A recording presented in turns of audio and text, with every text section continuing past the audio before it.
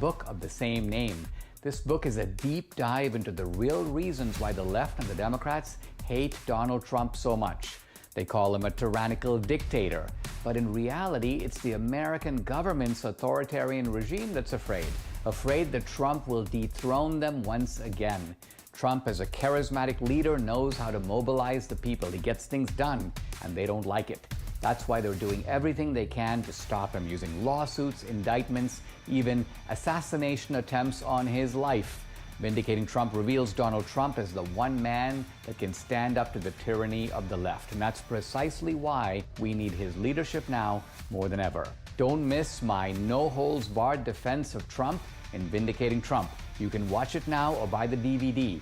Go to salemnow.com. That's salemnow.com. It's time for Christmas at Cantini. A time for laughter and joy. A time for cherished moments by coming together with the ones you love. Be awed by twinkling lights. Feel the thrill of gliding on ice. And enjoy the cozy warmth of s'mores by the fire. Cherish the moments together this holiday season at Christmas at Cantini. Get your tickets at Cantini.org. Sponsored by the Robert R. McCormick Foundation. Portions of the following show may be pre-recorded. AM 560, The Answer. If we want to preserve our constitutional republic, we need an informed and educated citizenry. And that's what this show is all about. Find out what's really happening. It's time to stop the lies and learn the truth. This is The Real Story with your host, Jeannie Ives. All right, welcome. It's Sunday night with Jeannie Ives. Thanks so much for joining me. This is AM 560. We are producing the show from the Elk Grove Village. This is a live show. Everything about this show tonight is live. There is nothing pre-recorded, actually.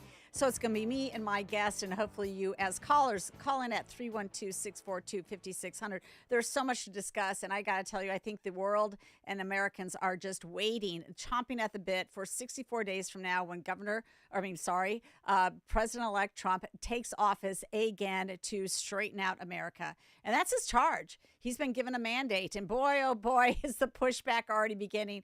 People up in arms over his picks. People wondering, what is he doing?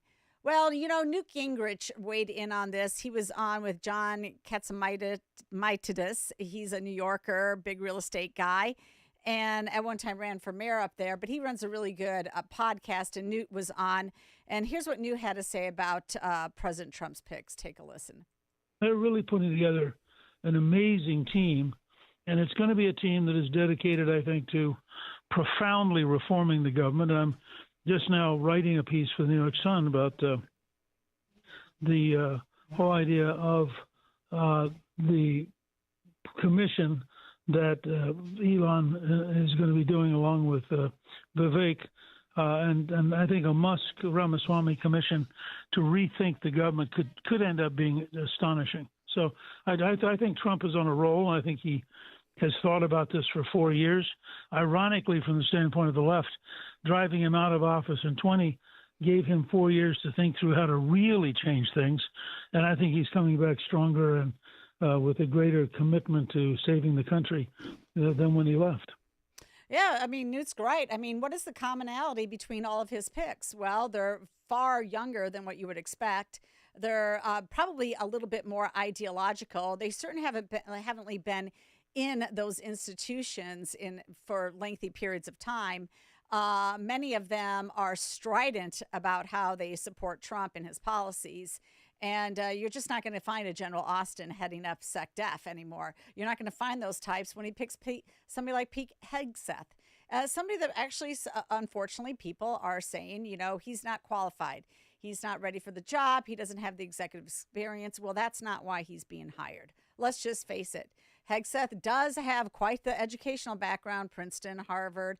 He, you know, obviously served in the military for a long time. I believe he's a major at this point, served in active combat, definitely understands that. Now, I get it. Maybe he's not going to run the entire Department of Defense, but that's not what he's hired to do.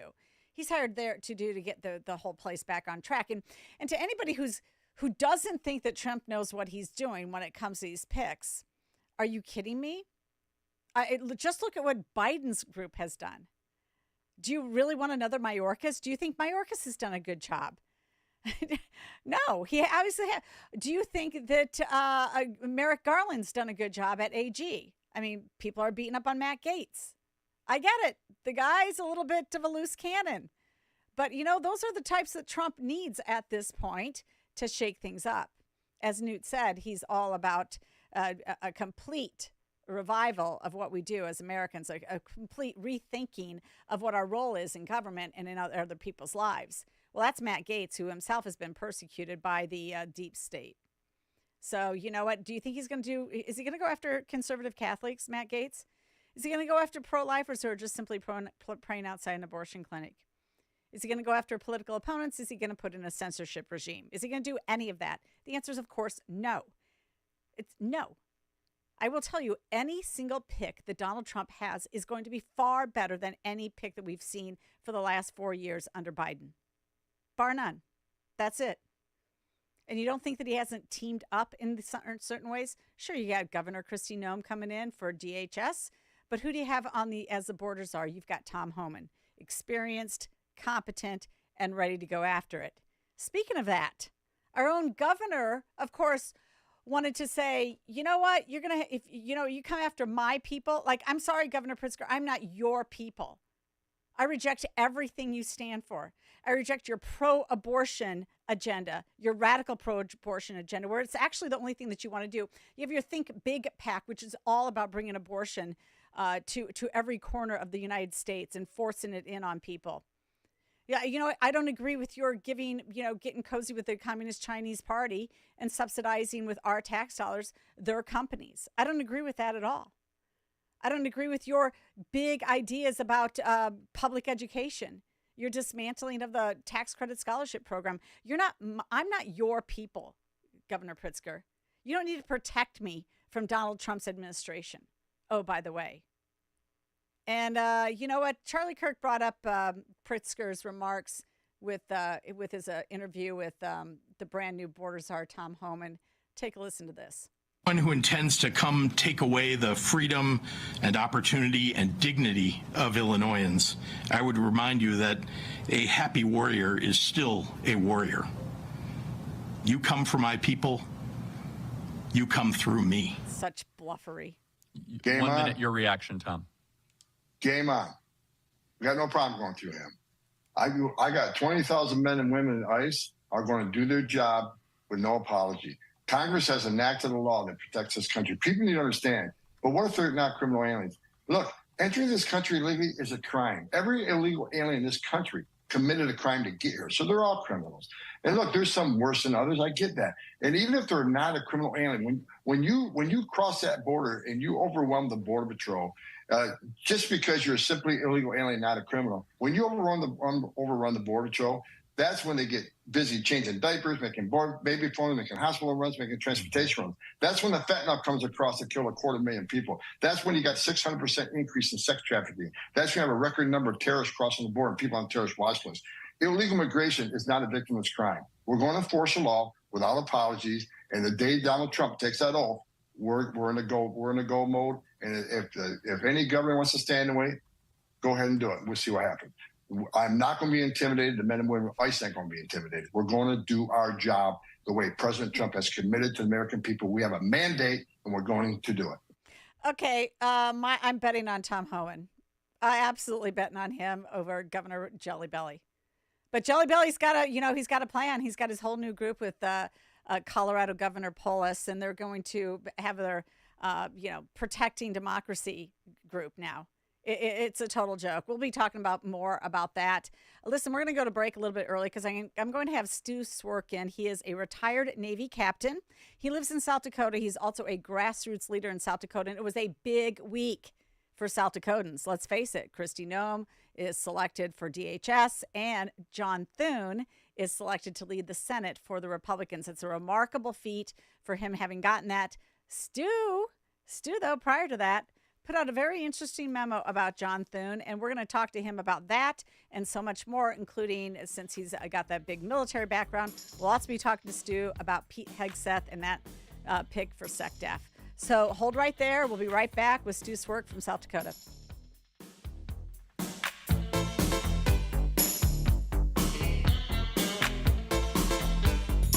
Make sure that you never miss a day of Dan Proft and Amy Jacobson when you subscribe to the Chicago's Morning Answer podcast, presented by Signature Bank. Listen to the entire show each day on demand with limited commercial breaks. You can subscribe today for free at 560theanswer.com and click on podcasts or search for Chicago's Morning Answer on Apple Podcasts, Spotify, Google Podcasts, or wherever you listen to podcasts. At Balance of Nature, the quality of our products always starts with TLC, tender, loving care. We start by ensuring that only the finest fruit and vegetable ingredients are selected for our supplements. We put our ingredients through an advanced vacuum cold process that removes their moisture. Then they're ground up into a fine powder, encapsulated, and voila! Our fruits and veggies supplements are made just for you with love. And our commitment to care doesn't end there. Our customer care team is here to provide assistance, ensuring that you have the support and guidance you need. It's the tender, loving care you can see, smell, taste, and feel with every delivery. Celebrate this season with Black Friday savings all month long. Go to balanceofnature.com and sign up as a new preferred customer to get 50% off your first preferred set. Go to balanceofnature.com or call 1-800-246-8751 and get this exclusive Black Friday offer by using discount code CHICAGO. A large retail store just canceled a huge order, leaving MyPillow with a ton of extra MyPillows. But you know what? That's their loss and your gain. For the first time ever, you'll get a standard classic MyPillow for wholesale prices, only $14.88. But it gets even better. For a limited time, they're going to offer their entire classic collection at wholesale prices. Get queen-size MyPillows for just $18.88. Upgrade to king size for only $1 more. Get the body pillows for $29.88 and multi-use MyPillows for only $9.88. So go to MyPillow.com and use promo code LIBERTY or call 800-489-0201 to take advantage of wholesale pricing for the first time ever and receive free shipping on orders over $75. That's right. Get the standard MyPillow for only $14.88. They have never been offered this low before. There are limited quantities at this price, so the limit is going to be 10, and once they're gone, they're gone. So go to MyPillow.com or call 800-489-0201 and use promo code LIBERTY to get the standard MyPillow for only $14.88, the lowest price ever. We now return to the real story.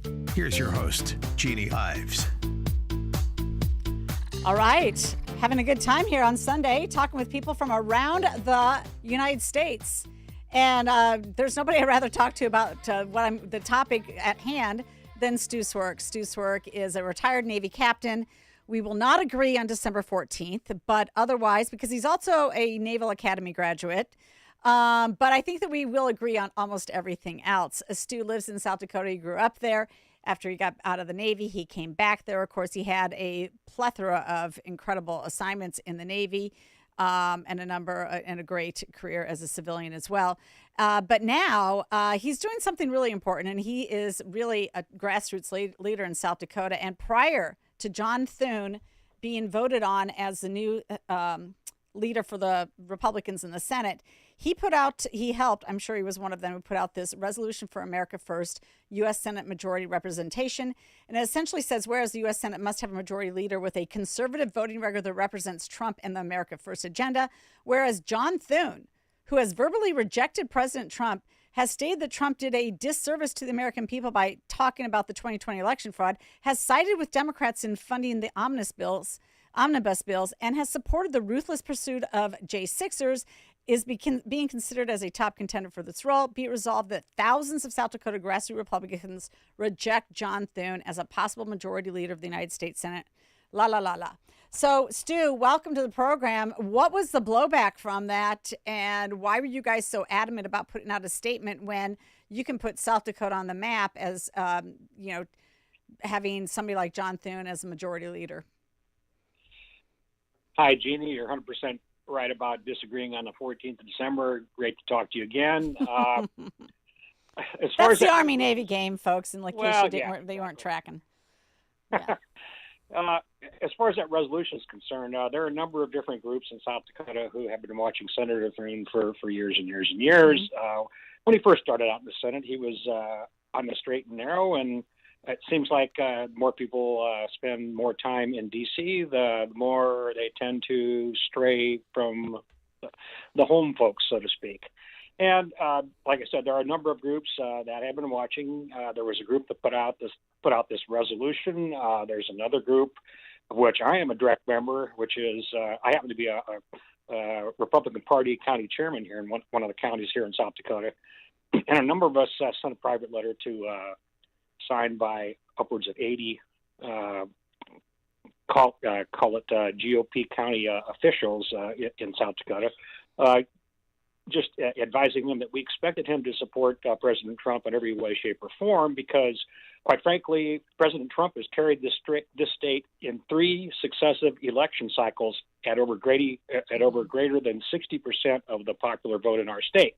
Now, that's across all parties, Republican, Democrat, independent, what have you. So of the Republicans, you can imagine what the voting percentage is who voted for President Trump in 16, 20, and now in 24, well over 85 to 90%. Sure. So we are 100% behind President Trump. We voted for change just like the rest of the nation did. And the last thing we want to see is our senior senator somehow be a stick in the mud, somebody who is not fully engaged and on board with the process. And the reason why we have concern is because Senator Thune has been, unfortunately, on the wrong side of President Trump since 2016. You're probably aware that he called for President Trump to be replaced by Mike Pence back in 2016. He was part of that National Review infamous issue that came out. National Review has become such a disappointment, by the way. But go ahead. I mean, yeah, exactly. Back in April of 2016, there was a whole issue that was devoted to Never Trumpers, and some of those Never Trumpers, like Jonah Goldberg and others, have been kicked to the curb since then. So the point is, from that day on, for whatever reason, Senator Thune has been essentially, I would say, in the I don't know, wouldn't call him a Never Trumper necessarily, but he's made some statements that have given us all pause for concern. Well, I mean, he voted for the infrastructure bill. That gives me pause for concern. Like, what a dopey thing to do. And so did Senator Rounds, who is your other senator there. I mean, I don't know. Quite frankly, your congressman's not that great either, Dusty Johnson. Well, again, we are concerned that the people we send to D.C. Are not fully supportive of President Trump. Senator Thune and Senator Round both endorsed Tim Scott, their colleague, for the presidential candidate from the Republican Party this year, until he bowed out because he had no support. Okay, and then it took them weeks to tepidly endorse President Trump, and they made a public statement here and a public statement there. But you and I both know that this is was the most consequential election in our lifetime. Absolutely, and it was really about somebody who wants to save America and get us back on track versus 2 communists. And I don't use those words lightly. Kamala Harris and Tim Walz are both communists. They support anti-First Amendment stuff. They want to suppress political speech. That's what communists do. Okay. Yep. You're a West Point grad. You fought communist all your life. Yeah, right. I was there when the wall fell down in Germany. So, we went in under Reagan, peace through strength, and I saw the fruition of real leadership and what can happen when you take a stand and you make a stand. Now, I mean, so do you think Thune's gotten religion? I mean, it's pretty obvious that Trump has a mandate. Is he going to fall in line or is he going to play politics in about 6 months, after he gets tired of it? Well, that is anybody's guess. Okay. Mm-hmm. Let's put it this way. I was an alternate delegate and present at the National Convention in Milwaukee. Mm-hmm. And who was not there on stage and maybe wasn't even there at all was Senator Thune. So he wasn't featured. He wasn't a speaker. President Trump choreographed that thing from start to finish. And somehow Senator Thune was not amongst the many, many people who were on stage rallying the delegates and so forth. So, and Thune has had apparently a come to Jesus meeting in Mar-a-Lago with the president, and he's made some public statements that says he's he'll consider the recess appointments, which apparently is the big issue. But I find it very interesting that there have been some social media pictures that we've seen just in the last day or two.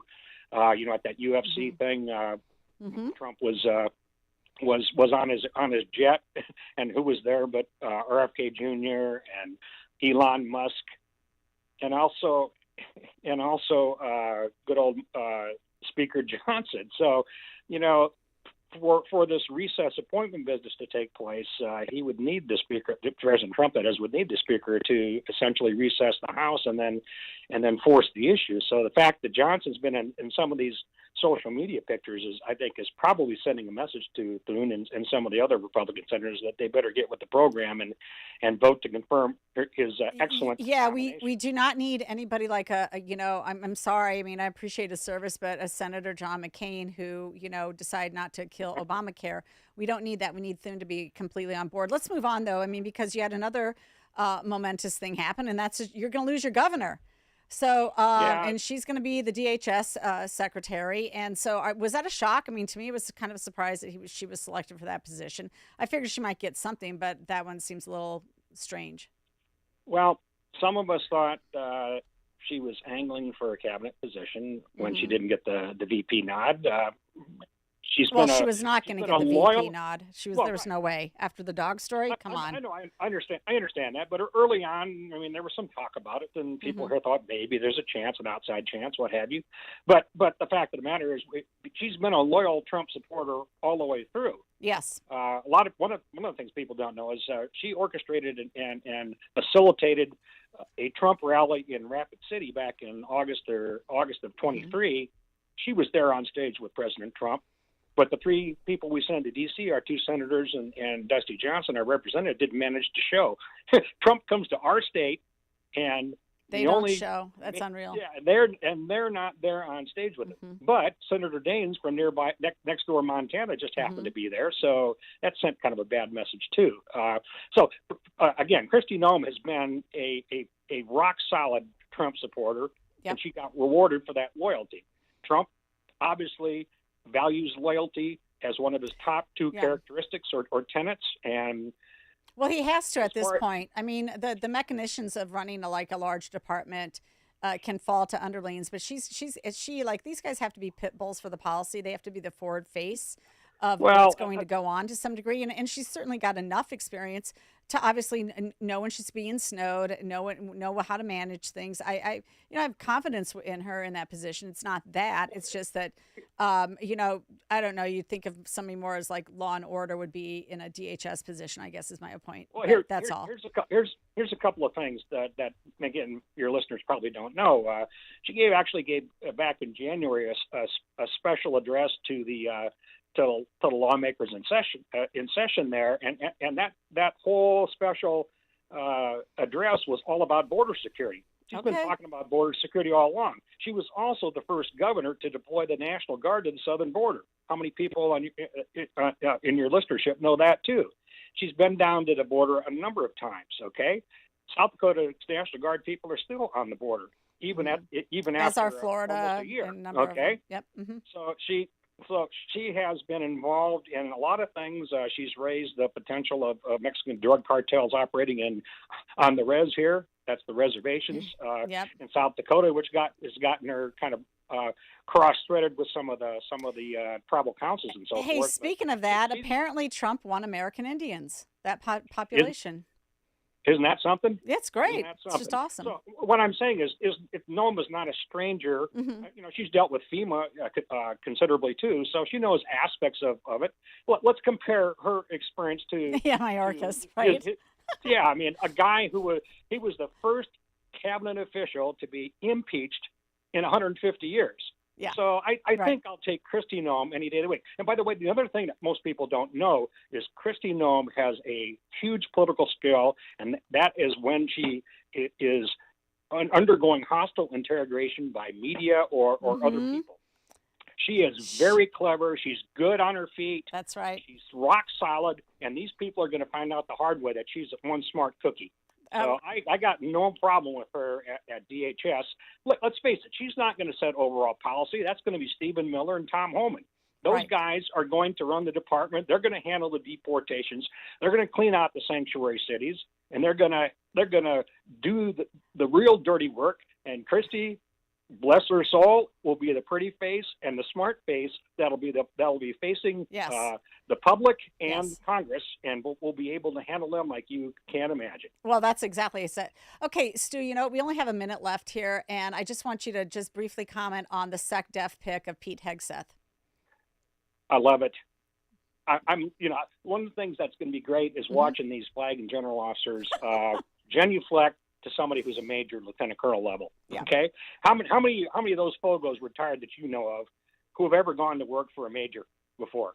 None of them do. Okay, it's going to be a rude awakening. The things he said publicly and he's written in his book, he's going to clean out this DEI nonsense that has destroyed military readiness. It's going to be wunderbar. Yes. I'll take him any day.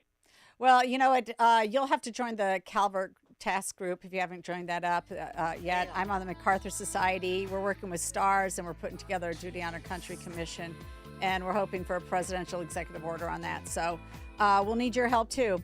Hey, I've got to leave it there. Stu Cvrk from South Dakota grassroots leader, retired Navy captain. Thank you so much for your commentary tonight. Really appreciate it. Pleasure. You're welcome. Okay, we'll be right back, and we've got Dan Eldridge with Maxon Shooters on about the gun ban law. November 2nd, 2020 marked the 100th anniversary of the first commercial radio broadcast. We're still here, and we're bigger and better than ever. You can still listen to us over this great radio station, but now there are no limitations. Your smartphone is now your smart radio. Listen to us online on the app, TuneIn.com, iHeartRadio, and Odyssey.com. Your smart speaker can find us too. With radio, there is no separation anxiety. We're always on. AM 560, The Answer. Fox News, I'm Ann Carrick. President-elect Trump naming Liberty Energy CEO Chris Wright as his energy secretary. Kentucky Democrat Governor Andy Beshear on CBS's Face the Nation. You look at all of these jobs and jobs of the future that have come to what the administration will probably view as red states. It's important that these projects continue. Wright argues the global climate movement is collapsing under its own weight. Also, Trump named Commissioner Brendan Carr as chairman of the FCC. The trial of illegal migrant Jose Ibarra continues in the death of Georgia nursing student Laken Riley. More from Fox's Madison Scarpino. The prosecutor says Ibarra went out hunting for women and attempted to rape Riley the day she was murdered. But the defense says the evidence in this case is not strong enough to link Ibarra to the crime. America's listening to Fox News.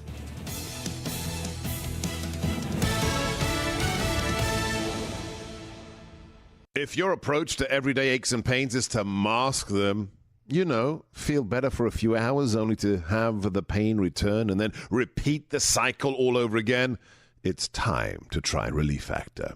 And the good news is Relief Factor makes that easy. Their 3-week quick start is just $19.95, less than $1 a day.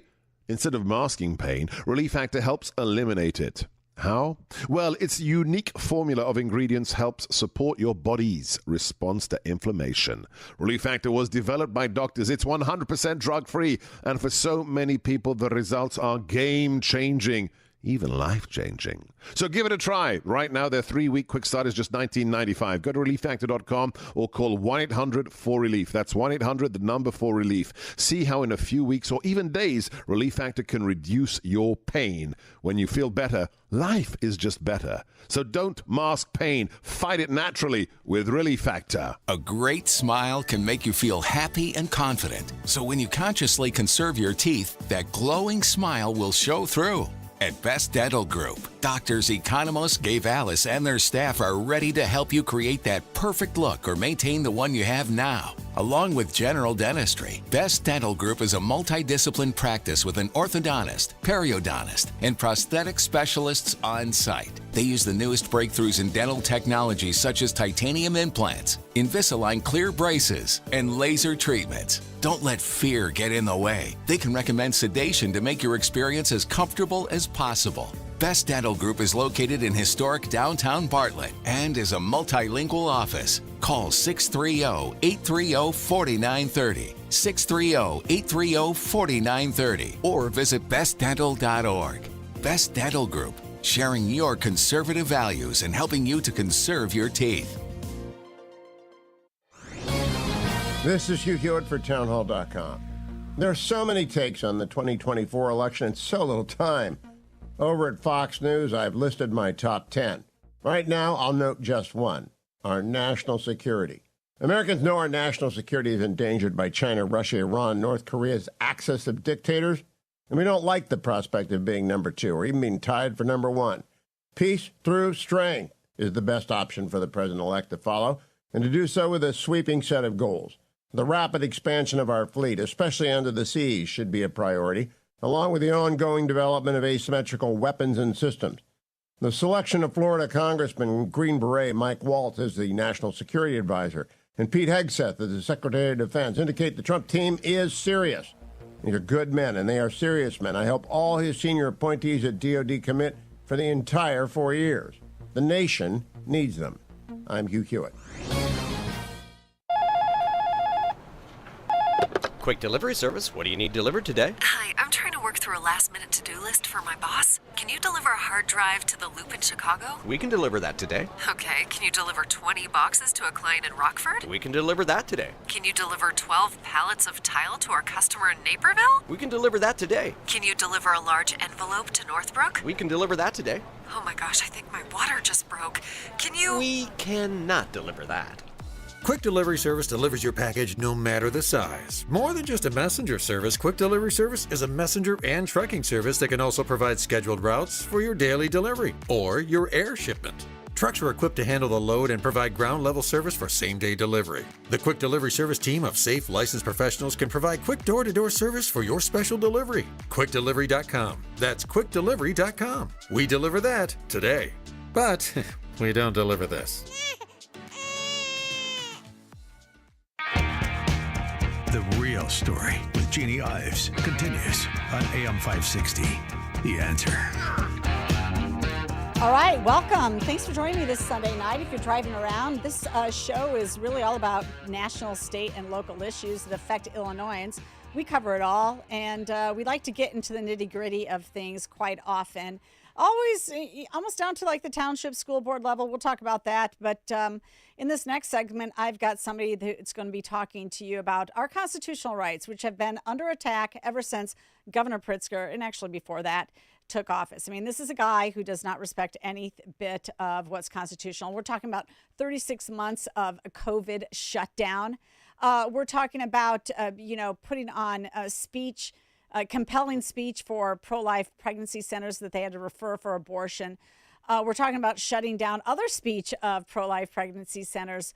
I mean, it just goes on. And one of the biggest things that he's done is he's tried to get rid of the 2A in the state of Illinois, something that we have long fought for. I remember back as a brand new freshman legislator in 2013, we were under court order at that time by the 7th Circuit to actually pass concealed carry legislation. We were the last state in the United States to have a concealed carry law. It took us 6 months to do it. Madigan played games with that. But we did get it passed, and now we're back at it again. And this particular one is the gun ban law, and it's been it's been back and forth between state courts and federal courts. And just recently, Judge McGlynn ruled that the Protect Illinois Communities Act, that's what they call it. Oh my gosh. I mean, they just make up just the most ridiculous names for some of these laws. It's not true. You're not protecting Illinois communities with this. You're banning legal weapons from legal gun owners. That's what you're doing. But anyway, McGlynn ruled that PICA infringes on an individual's Second Amendment rights, citing the recent U.S. Supreme Court interpretations of the Second Amendment. He stated the government may not deprive law-abiding citizens of their guaranteed right to self-defense as a means of offense. The decision further stated there are those who seek to usher in a sort of post-Constitution era where the citizens' individual rights are only as important as they are convenient to a ruling class. Oh my gosh. Like, put that on a billboard and then put Governor Pritzker's name next to it, because that's exactly what he's been doing since he's been governing. But here to talk about that more is somebody who knows far more about this legislation than I do. It is Dan Eldridge. He is the owner of Maxon Shooters, which is up, I believe, in Des Plaines, Illinois. He's been following the case closely. I think he's actually a party to the case, or at least he's donated to it. And he's going to explain it all to us because he's here calling in, I think, from Florida. Dan, thanks so much for being on my show. I really appreciate you taking time with us tonight. Hi, Jeannie. Glad to be here. This was a big win. This was 168 pages of win and a record that's going to really present a problem for the state. Okay, so start from the beginning, because I think I am right? This bill, this legislation, the gun ban law, how it's commonly referred to, it got challenged in both the state court and the federal court. It sort of ran its course to the state courts, and of course, with our state Supreme Court being controlled by Democrats, it was completely found to be constitutional. And so now the federal cases have been winding them through. I believe there's one in the Southern District and both the Northern District. Can you just kind of give us a lay of the land of where all these cases stand? Well, first of all, it started with one of these gut and replace operations by the Illinois General Assembly in January of 2023, where they took a completely unrelated bill and pasted in all of this gun control stuff and assault weapon bans, which appear to have just been a cut and paste from other states' so-called assault weapon bans. So that was January of last year, and we immediately organized with Federal Firearms Licensees of Illinois, which is the Dealers Association, and the Aurora Sportsman's Club formed a 501c3, and with just a complete grassroots effort to fight this thing. We have member plaintiffs in the Southern District. We filed suit in the Southern District and were granted a preliminary injunction by Judge Stephen McGlynn. That would be back in April of last year. The cases that were pursued in the Northern District faced a different set of judges who found against their motions for preliminary injunction. So you had a split. The state cases, the state court cases, a lot of them got bounced up to federal court because this really is a 2A issue. So we won. We had what we called Freedom Week, where the clock was reset to January 9th in terms of what you could buy and transfer. And that was foreclosed by the state and the Seventh Circuit Court of Appeals when the state filed for an emergency stay on our injunction, meaning our injunction would not be enforced on an emergency basis. Mm-hmm. That summer, we then I'm sorry, not that summer. I guess it would be this summer. No, last summer. Yeah, mm-hmm. It's shocking that this is almost 2 years into this. We had the trial in the Seventh Circuit with a very unfriendly panel, and just to be clear, the trial last summer was all about preliminary motions and preliminary maneuvering. Basically, were we going to be able to continue business as usual while this issue was litigated, which really would have been proper. That's why you would normally seek and be granted an injunction, because you reset the clock. If a statute is challenged, you stay enforcement of that until it gets sorted out in court. Well, we didn't get there. Mm-hmm. What we did get from the Seventh Circuit when we finally had the orals was just a dog's breakfast of interest balancing and nonsense from two of the three judges. That would be Frank Easterbrook and Diane Wood. The Supreme Court told them, or the Supreme Court told all of the circuit courts in the Bruin decision in 2022 that the only relevant tests here, there are two tests. One test, are these items in common use for lawful purposes? And any regulation has to be consistent with the text, history, and tradition in this country.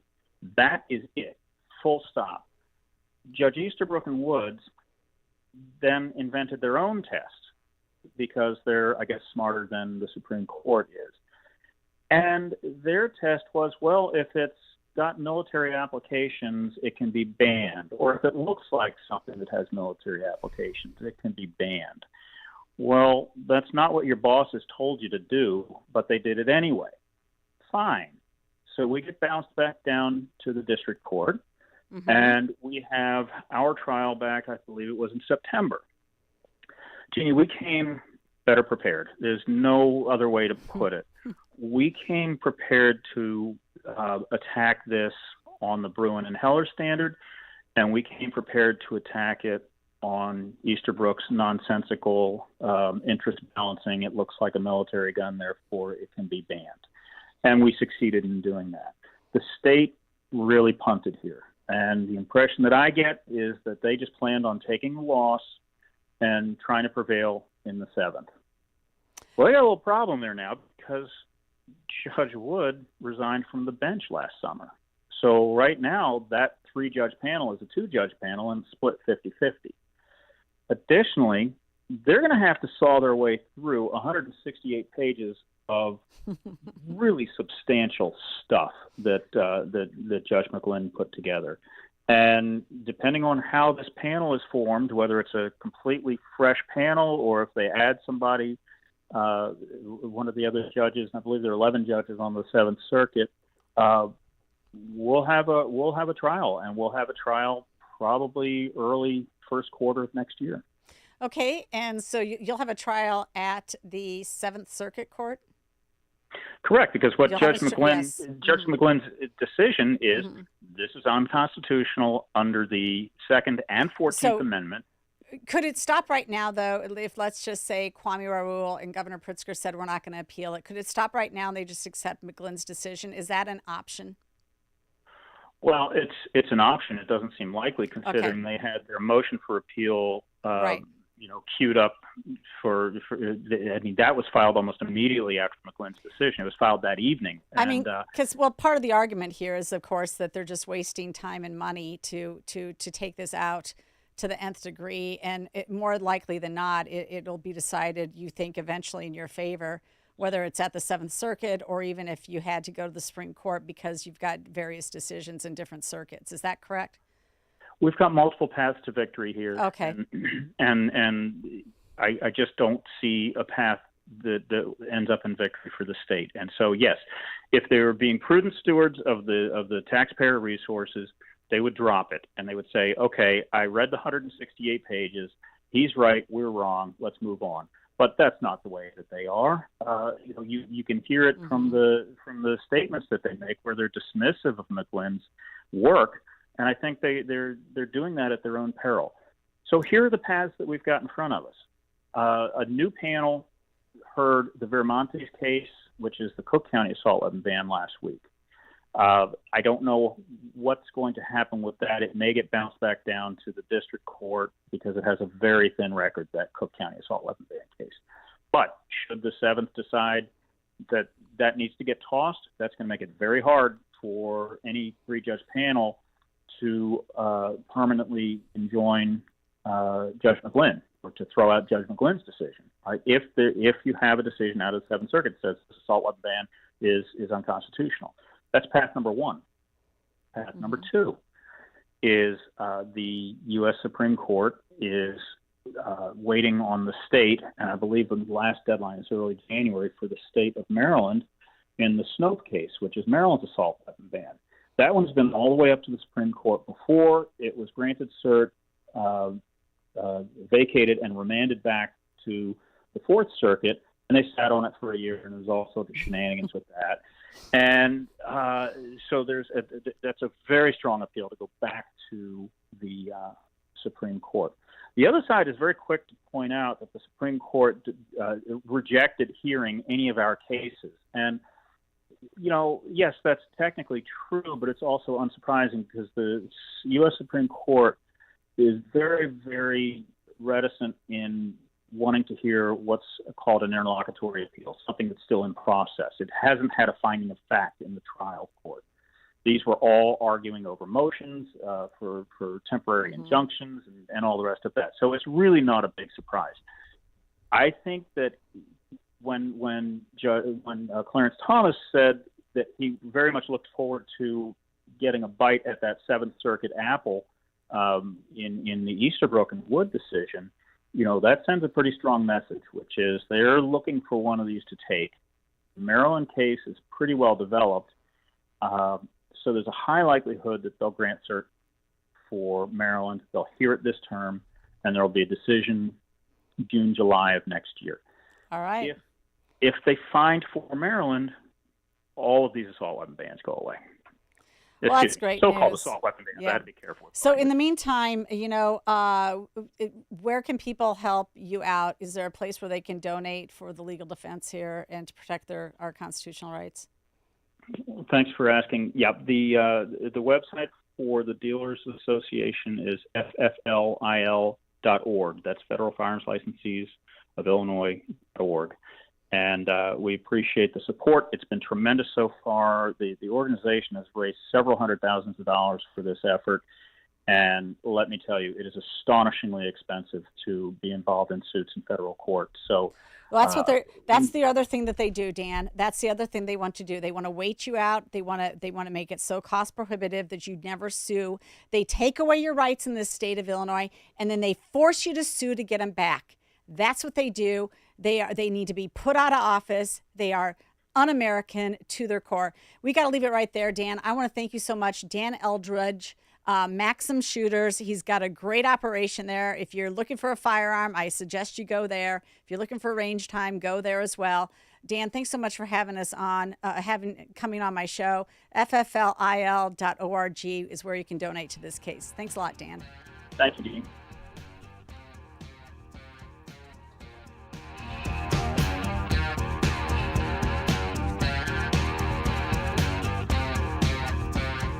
Balance of Nature's fruits and veggies supplements, changing the world one life at a time. Going on 72 in July. I swim. I'm a swimmer. I play pickleball and I play golf. And I have to say, Balance of Nature really, I feel like I could sing. I like the product, and I'm telling a lot of people about it. It's the best stuff in the world. It's good stuff. Celebrate this season with Black Friday savings all month long. Call 1-800-246-8751 or go to balanceofnature.com and sign up as a new preferred customer to get 50% off your first preferred set with free shipping and our money-back guarantee. That's 1-800-246-8751. Don't miss out. Go to balanceofnature.com or call 1-800-246-8751 and get this exclusive Black Friday offer by using discount code CHICAGO. From Steve Bannon and War Room Films comes the explosive movie, Government Gangsters. Donald Trump called it a must-see movie. Government gangsters are the group of individuals, career bureaucrats, installed by the deep state into every agency and department in the United States government. Based on the best-selling book by former Deputy Director of National Intelligence Kash Patel, it exposes the daily deceit and manipulation of the deep state, how they operate, and how they try to bring down Donald J. Trump and his supporters. From Russiagate to Hunter Biden's laptop, January 6th to the 51 Intel letter and everything in between. These people are dangerous and vindictive, perfecting ways to hide their corruption. Government Gangsters is not just a film. It's a revelation that will forever alter your perception of government. Learn the truth about the deep state.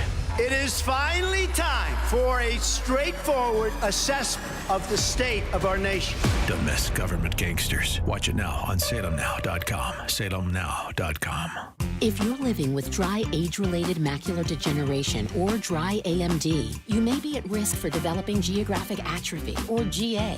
GA can be unpredictable and progress rapidly, leading to irreversible vision loss. Now there's something you can do to slow it down and get it going slower. Izervay is proven to slow GA progression. Izervay gets GA going slower. Izervay or avacincaptad pagel is a prescription eye injection used to treat GA. Don't take it if you have an infection or active swelling in or around your eye. Izervay can cause eye infection, retinal detachment, or increased risk of wet AMD. Izervay may temporarily increase eye pressure. Your vision may be impaired after an eye injection or exam. Don't delay. Ask your doctor about Izervay today. Izervay gets GA going slower. Visit Izervay.com. That's IZERVAY.com. Now, more of The Real Story with your host, Jeannie Ives. All right, welcome back. It is The Real Story with Jeannie Ives. The phone number here is 312-642-5600. We'll have some times for some calls going into the next hour. We got a whole nother hour with you. Coming up in the second hour, we'll be talking to a woman from Naperville. Her son was shot. And then the perpetrator, everybody knew that he shot him. I mean, that's not even a question, was let out. Let out because of the Safety Act. So we're going to have her on. She'll be telling us her story and what she's having to deal with at this point. Her son was in the hospital for 18 days. Meanwhile, the shooter's out at Starbucks. And we'll talk to her about that. And we'll also talk with Kevin Coyne. He actually is the founder of Safe Suburbs USA. And we'll talk a little bit more about that and the Safety Act implications. But I got to tell you, I want to go back here a little bit and just say, I mean, Trump's pick for Department of Energy is gold. It's absolutely gold. I've watched this guy I watched his video 3 years ago when he took on North Face. Maybe you remember it. It was about a 3 minute and 30 second, explanation about North Face. I'm going to play you a little bit about it. And this is exactly the type of person you want running the Department of Energy because he's a realist. He knows how valuable of a resource oil is and natural gas is to our quality of life. Take a listen. This is Chris Wright, the current CEO of Liberty Energy, and now Trump's pick for the Department of Energy. North Face is truly an extraordinary customer of the oil and gas industry. I'm Chris Wright, CEO of Liberty Energy. North Face recently came out against my industry, even refusing to let one of my competitors put their company logo on a North Face jacket. I went through North Face's website of wide-ranging products, and I failed to find a single product that wasn't made out of oil and gas. The great majority of North Face's products, jackets, backpacks, outdoor pants, shirts, shoes, hats, etc., are dominantly made out of the oil and gas that we so proudly produce. Globally, 60% of all clothing fibers are made out of oil and gas. For North Face, it is likely 90% or more, simply because they make premium, high-performance products. But our customer relationship goes much further than simply supplying North Face with copious raw material.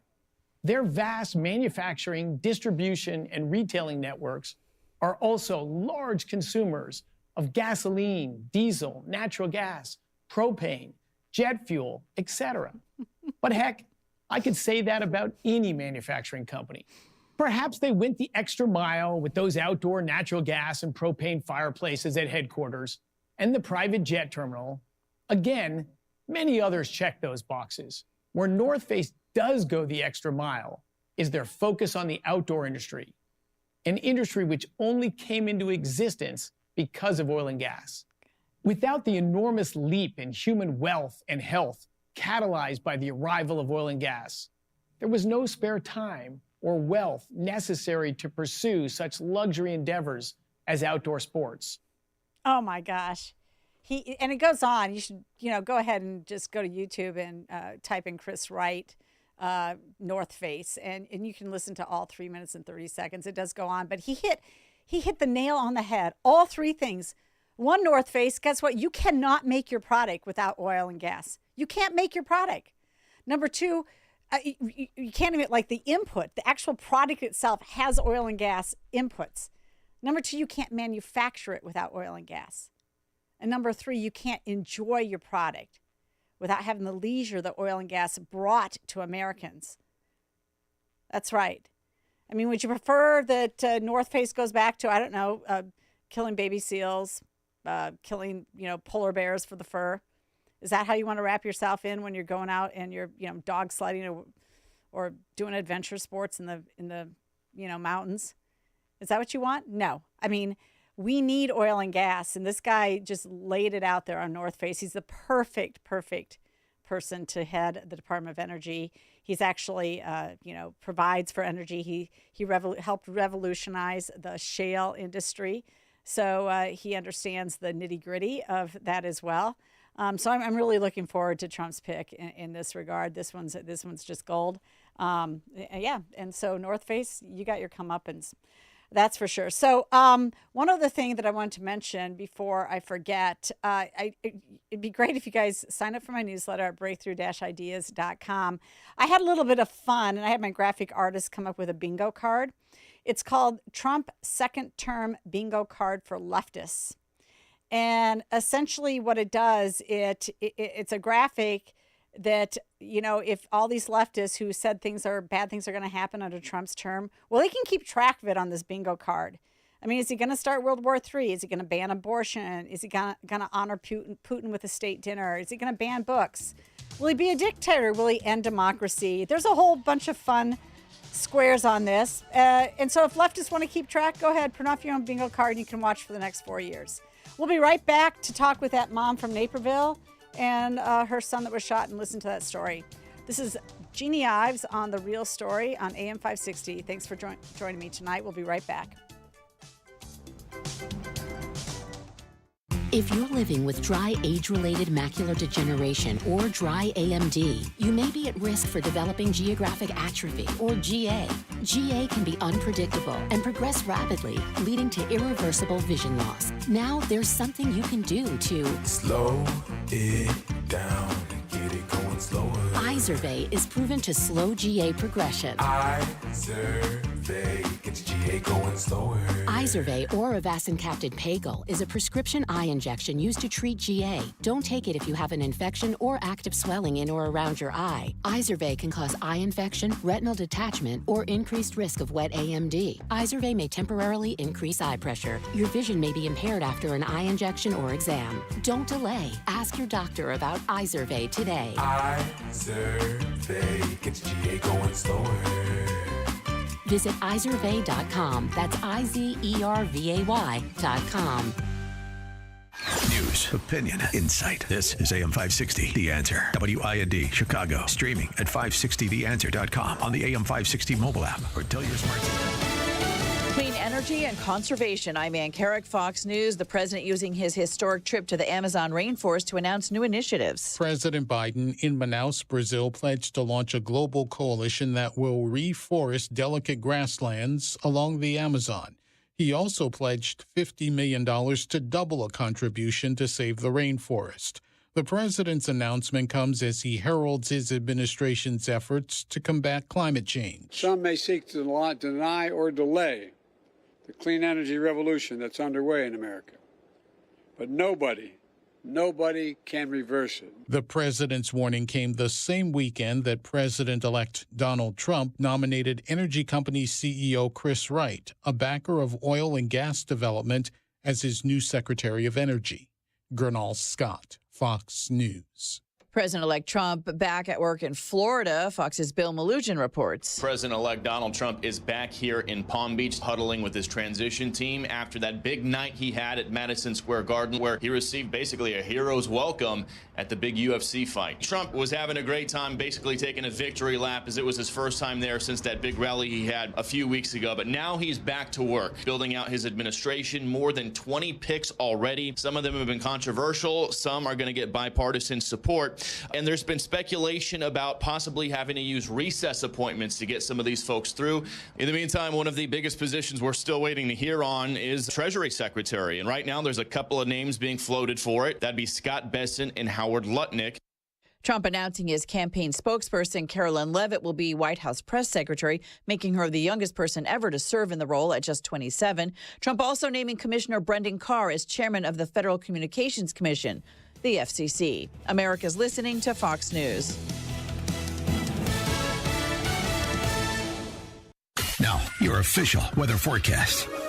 Through the overnight hours, becoming partly cloudy with a low 44. Mild tomorrow with sun in areas of high clouds in the morning, turning breezy with periods of rain in the afternoon, high 57. Breezy and mild with rain at times tomorrow night, low 56. Occasional morning rain come Tuesday, otherwise mostly cloudy, breezy and mild with a high 62. I'm Ruth O'Brien on AM 560, The Answer. Get the latest weather, traffic, and news updates online at 560theanswer.com. This is Hugh Hewitt for townhall.com. There are so many takes on the 2024 election and so little time. Over at Fox News, I've listed my top 10. Right now, I'll note just one: our national security. Americans know our national security is endangered by China, Russia, Iran, North Korea's axis of dictators, and we don't like the prospect of being number 2 or even being tied for number 1. Peace through strength is the best option for the president-elect to follow, and to do so with a sweeping set of goals.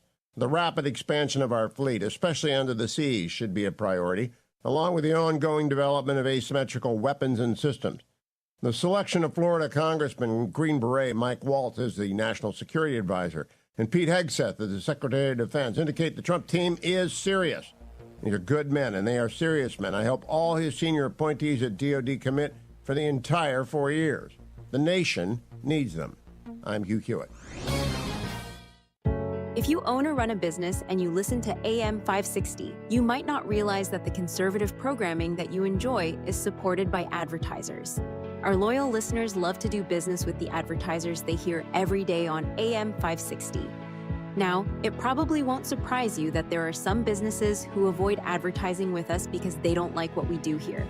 And that's okay, because our audience wants to support businesses that support what we do and think like we think.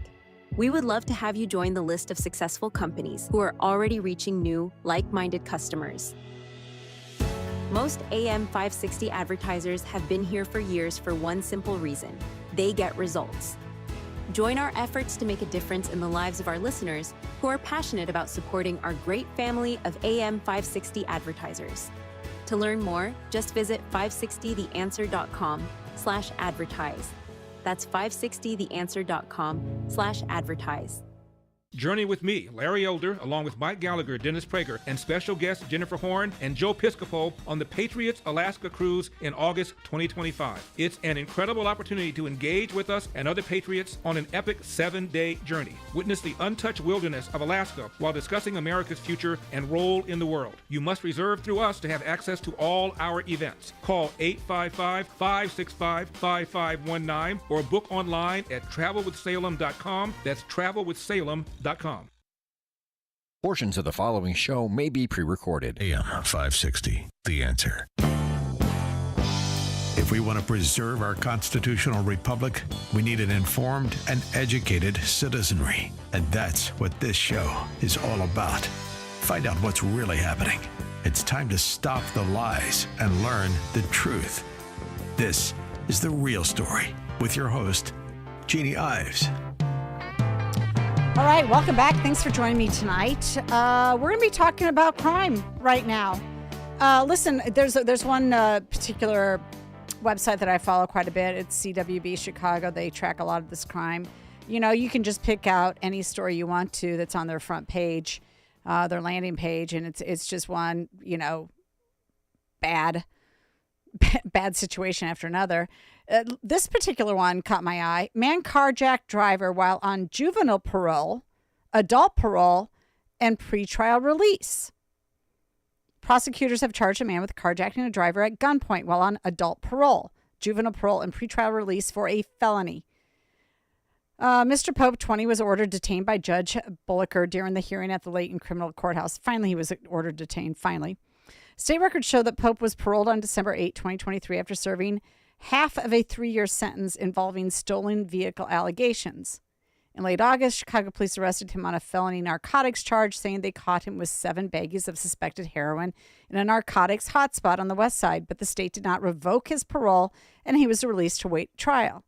Now prosecutors are accusing him of carjacking a 24-year-old man 1 month after the narcotics arrest.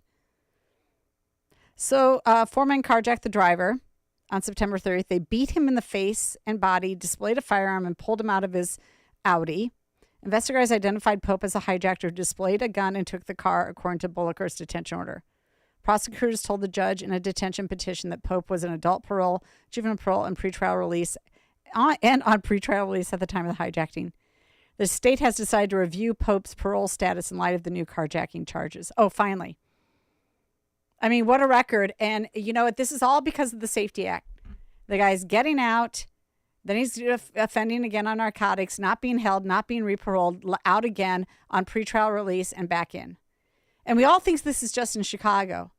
But what's happening with the Safety Act is affecting people around the state. And I want to bring in Andrea right now. She's a Naperville mom. And Andrew, first of all, thanks a lot so much for joining me on The Real Story tonight. Thank you for having me. So less than a month ago, apparently your son was shot. Yeah.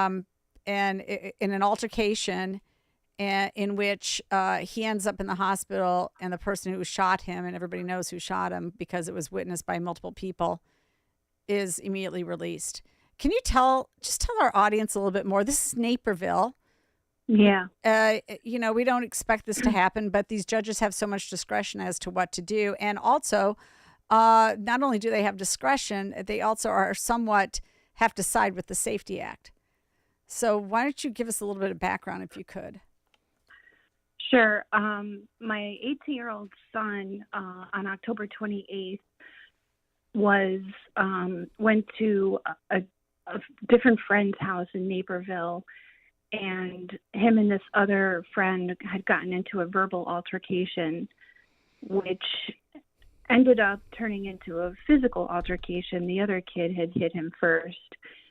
And for some reason, an acquaintance of that other friend decided to come downstairs outside with a mask on and pull out a gun that was modified to a automatic weapon with a silencer on it, and shot him in the chest. So originally the gun was actually supposed to deploy 30 rounds into him, and some guardian angel made the gun malfunction, or it jammed or something, and only one bullet came out. So my son spent 18 days in the hospital. It had pierced through his lung. It went through the chest and came out the back of his rib cage. And he was in ICU for a week, and then he had to have a surgery to repair a leak in his lung. So the shooter, Jermaine Batty, was arrested and charged with 2 Class X felonies and released on GPS monitoring. The district attorney, the DuPage County District Attorney Office, is appealing the GPS monitoring on Tuesday to see if the new judge will agree to have him detained until pretrial, and he'll also be facing attempted murder charges as well. So the perpetrator, the alleged shooter, which we have to say alleged now. Sure. The alleged shooter, although there were multiple witnesses there and everybody knows who the guy is, that's almost not in question. But the alleged shooter was essentially arrested, put in jail, and within 48 hours released because of the Safety Act by the judge. Is that what happened? Correct. Mm-hmm. Correct. And then he was put on monitoring, and you were telling me earlier that the monitoring has been an issue as well, because I unbeknownst to me, if you're the victim, you also are able to monitor the monitoring of the perpetrator. Is that correct? Correct. Sort of. I get a phone call from the GPS monitoring company that lets me know, not his exact location, but they'll let me know that his monitoring has been offline, and twice it went off for like 45 minutes, so nobody knew where he was. And how does that make you feel? Terrified. Mm-hmm. Because he knows that you know, and he knows that you're going to press charges, and he knows that he's in trouble. Exactly.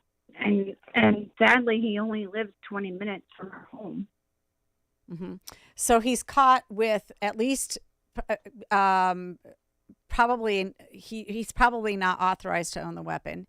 He had 3 modifications of the weapon, all of which are illegal. So he had a switch that made it automatic. He had an extended magazine, and he had a silencer. Correct. Yes. So all of those things, illegal weapon plus 3 additional illegal modifications of the weapon, all of them illegal. And then he shoots your son, and he's out on electronic monitoring. Yep. And it happened within the span of a couple days while your son was in the hospital. Yes. They actually caught him pretty quickly. I think by 2 a.m. October 29th, he was arrested. Mm-hmm. But yeah, he's sitting at home comfortably. In fact, I think he can even leave his house. He just can't go within 5,000 feet of our property. Okay. But do you have confidence that they're monitoring him? No. Not really. I mean, that's just what I'm told. I'm told also that when you're on electronic monitoring, that you get like a couple days off every week so that you can be released to do whatever you need to. Have they given you any indication that that's happening? Well, we went to court to appeal the GPS monitoring this past Wednesday, and they rescheduled it for Tuesday. So when we were there, the judge did make it very clear to him that he is not to leave the house. He's not to go anywhere, near us or my son. And, that includes social media as well. Why is he not in jail? I have no idea. I hear your husband in the background. I mean, why is somebody like that not in jail? I mean, what did the judge say? What was his specific reason for letting somebody like this go? It was due to the Safety Act. It was the Safety Act. Yes, specifically, yes. Mm-hmm. Meanwhile, there are an enormous amount of appeals that are piled up at the appellate court. So his whoever his lawyer is, even if he were detained. So I imagine that Bob Berlin's office they're actually going to ask for him to be remitted back to the jail and off of electronic monitoring. But in that case, then he can go through an appellate process to have that decision also reversed. So this can drag out into a lengthy court contest. Yes. Yeah, exactly. It'd still be better, though, for him to be in jail, especially considering what your son sat in a hospital for 18 days and then he's out and about just sitting at home playing video games. Exactly. Yeah, none of it seems fair, does it? It's outrageous. Yeah, this is the state of Illinois. Okay, well, I want to thank you for coming on and sharing your story, and we're going to keep track of this, and we're going to follow up with it. And when we get back from this commercial break, I'm also going to have on Kevin Coyne. He's a former Naperville City Council member. He's the one who told me about this situation. He's very concerned about it because he is the founding member of Safe Suburbs USA. So we're going to talk more about this and the Safety Act. And I thank you so much for sharing your story of your son with us. Thank you. Okay. God bless you. And we'll be right back with Kevin Coyne from Naperville.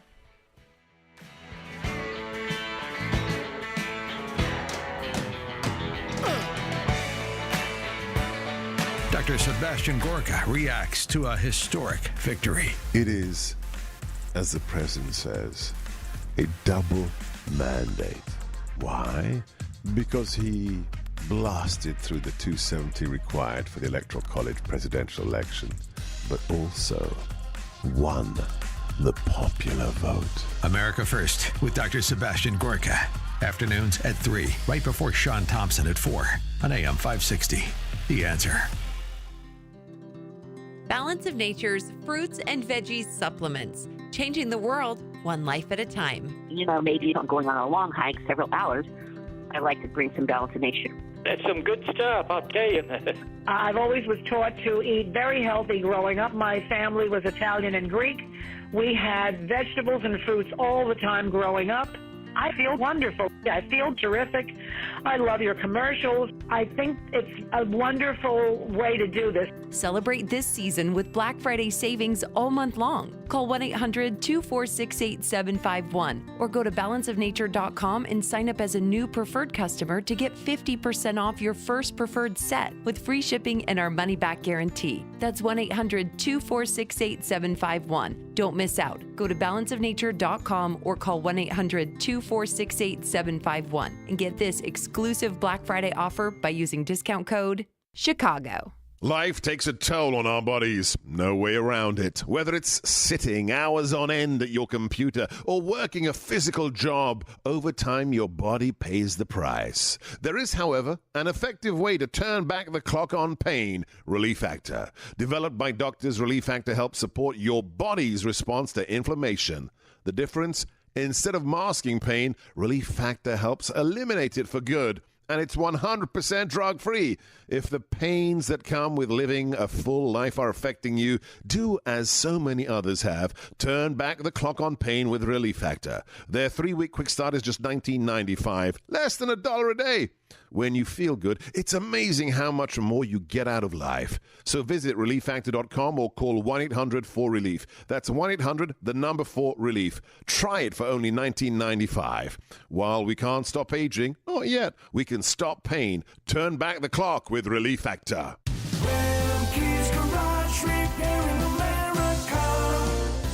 The weather is starting to turn to fall, and before you know it, the snow will be flying. Are your tires prepared for the rain and snow? Remke's Garage sells the most popular tire for this Chicago weather, the Toyo Celsius. Why Toyo, you ask? The Toyo Celsius tire has been uniquely engineered to help you specifically navigate Chicago's extreme weather and road conditions. Not only is the tire the most round, minimizing irregular wear, the asymmetric tread design is able to handle the crazy Chicago weather when it starts raining 1 minute, icy the next, and snowing within a few more minutes. Have peace of mind when going down the road that your tires are prepared for the conditions. So, why wait? Stop by Remke's Garage today and let their team inspect your tires and get you on the road with confidence. Visit us at remkesgarage.com. That's remkesgarage.com. REMKES, remkesgarage.com. Remke's Garage, repairing America. You're listening to The Real Story with your host, Jeannie Ives. All right, welcome back. Hey, you know what? I just want to knit together a couple different concepts here. Remember, we just got off the phone with Dan Eldridge, who is working on that unconstitutional gun ban law that prevents legal gun owners from getting a gun. And then you just heard the story of Andrea, whose son was shot by a gun owner who had an illegal weapon, an illegal silencer, an illegal extended magazine, an illegal switch that turned it into an auto. And that guy's out on bail. Like, not with no bail. He's just on electronic monitoring. He shoots a kid. Attempted murder charges is going to be upgraded here.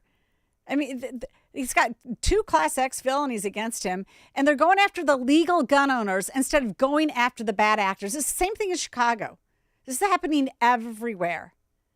They have a proclivity to protect the perpetrators instead of the victims in this state. That's the type of state that Governor Pritzker has set up. He cares more about them than the actual victims. More about the criminals than the actual victims. Oh, my gosh. Okay, but, you know, here to talk about more about this, because there's a lot to discuss here, is Kevin Coyne, a friend of mine, former Naperville City Council member and the founder of Safe Suburbs. Kevin, thanks so much for calling in and being on my show. Hey, thank you so much for having me. Yeah, so we just fully discussed Andrea's case, and she flat out said that the reason that the guy was let go is because of the Safety Act.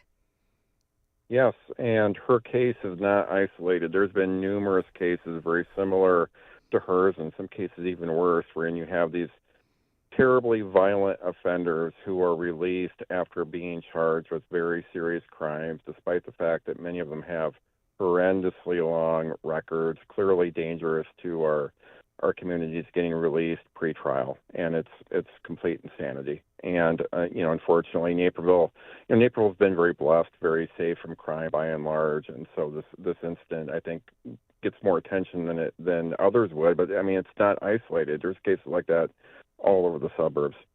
Yeah, but you say that it gets attention, but honestly, until you told me about this case, I had never heard about it. It seems like there's almost a media blackout on this particular case. Yeah, I mean, and I do appreciate you covering it, and there's some truth to that, no doubt. I mean, but at least your show is covering it. I mean, think what happens in Cook County and Chicago area, where you have case after case after case like this, where you have minors being shot, young people being shot, and victims of crime, and those doing it get promptly released, and there's zero attention on it. And I agree with you. I think this Naperville case should be front page news. Of why it isn't, I don't know, but I really thank you for at least taking it up. Yeah, well, I mean, I'm happy to do it. When the Safety Act passed in 2021, it's almost 4 years, and we're still dealing with fallout from the Safety Act. It's it's not a really good system. And, you know, if I remember correctly, like you can be held if it has to do with domestic violence or drugs, but you're not necessarily going to be held in detention, pretrial detention, if you've got a Class X felony for attempted murder. Does that make sense? Yeah, it doesn't make any sense. And I would say this, that when it first came along, judges by and large were very conservative in letting people out, you know, pre-trial. That seems to be changing a little bit. This case, which we just heard about tonight with Andrea's son, that, again, is not isolated. There's been multiple West Suburban cases wherein violent offenders who have done similar, if not worse, crimes than what we heard about before I was on, those involved were let out pre-trial because of judicial discretion. And, you know, and that was the fear, right? I mean, with the Safety Act originally, if the judges are going to keep everybody in, well, you know, it's almost a net neutral. But what we're starting to see is that judges, through their discretion, are not holding them. And you're seeing very violent people are being released without anything but electronic monitoring, which, you know, anybody that follows this stuff knows is a complete joke. I mean, there's been numerous cases of people committing terrible crime while on electronic monitoring. I don't think that's a safeguard for the communities at all. And I don't blame, you know, unfortunately, the poor mother who's gone through this terrible circumstance for being alarmed that, you know, that the shooter is on electric monitoring. That's not any safety for her family. No, not at all. I mean, I'd be worried the entire time. That's just crazy. Okay, So another facet of this, and you have to wonder, you know, it appears, though, at some point that the judges were detaining a fair amount of folks. And so what started to happen is criminal defendants and their lawyers started to just automatically appeal to be released. And this ended up in, you know, clogging up the appellate court. This is an article written by Jonathan Bielek in the Cook County Record dated November 13th, 2024. So just this week, he wrote, Illinois state officials say reforms put in place earlier have significantly eased the crushing burden that had buried state appeals courts under an avalanche of appeals from accused criminals seeking to use a controversial Illinois law that eliminated cash bail to challenge judges' orders keeping them in jail while they await trial. So they get detained actually by the judge, and then their lawyer and them can appeal to the appellate court and say, no, we really shouldn't be detained. I mean, the Safety Act says that you got to let us go. So they've got all these appeals taking place. And at one point it said, according to an information table presented by the court, the number of appeals challenging pretrial detention orders numbered 1,041 from January 1st to April 12th of 2024. So just about 3 months, 1,000 pretrial detention cases. And now, because they've made some reforms to the appellate process there, those appeals have dropped to 154. However, one more stat here. Prior to the Safety Act, state appeals court had handled only 171 such pretrial detention appeals in the previous 10 years. So they're using the system, they're using the Safety Act to try and get out of jail. Well, yeah, and that's the other part of the Safety Act. It's not just the serious public safety issues that have been raised and continue to, I think, worsen. It's been the cost of managing this, wherein you have now virtually every kind of case in which somebody violent is charged with a crime and held. Now you have to deal with the appellate process, and it's created a huge burden on our court system, on public and state's attorneys' offices, public defenders and state's attorneys' offices. There's been a huge cost element to this that I don't think has gotten, you know, near the attention that it should. You know, we all know about the state of, you know, by and large, you know, much of Illinois' fiscal condition. It's been worsened because of this.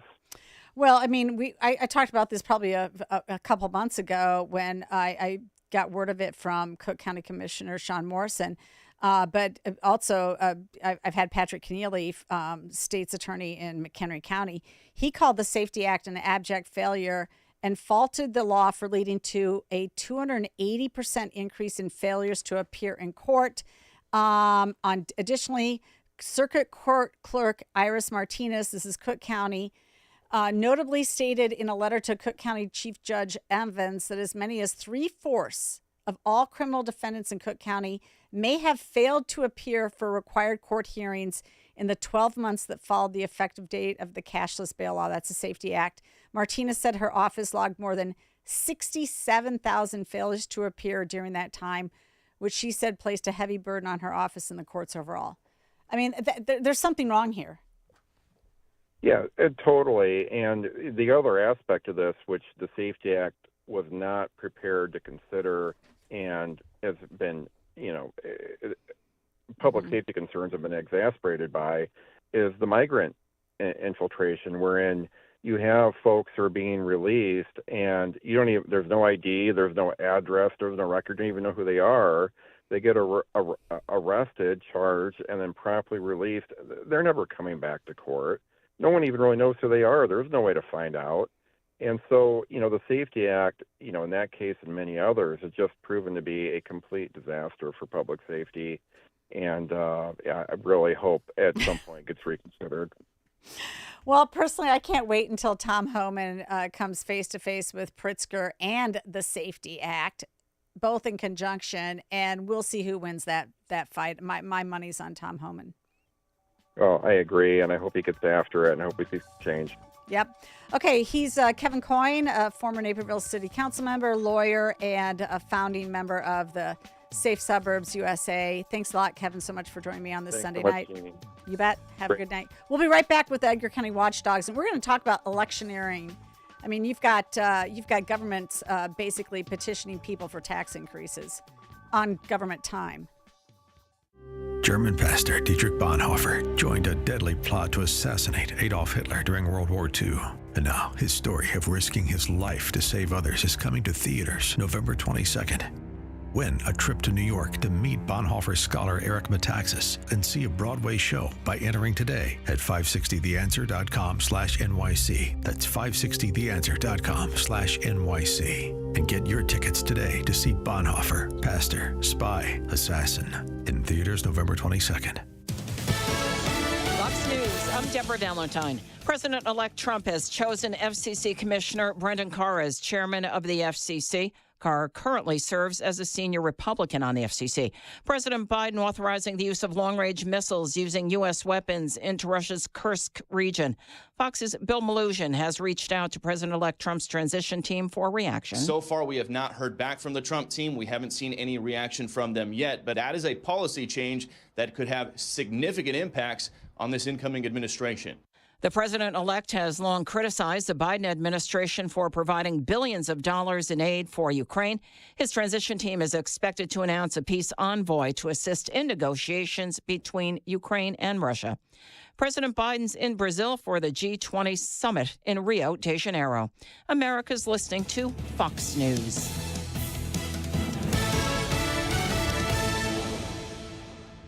This is Sean Thompson for Donley Auctions. Here's a fact. Extra cash is a really good thing right now. Here's another fact. There has never been a better market for antique items than right now.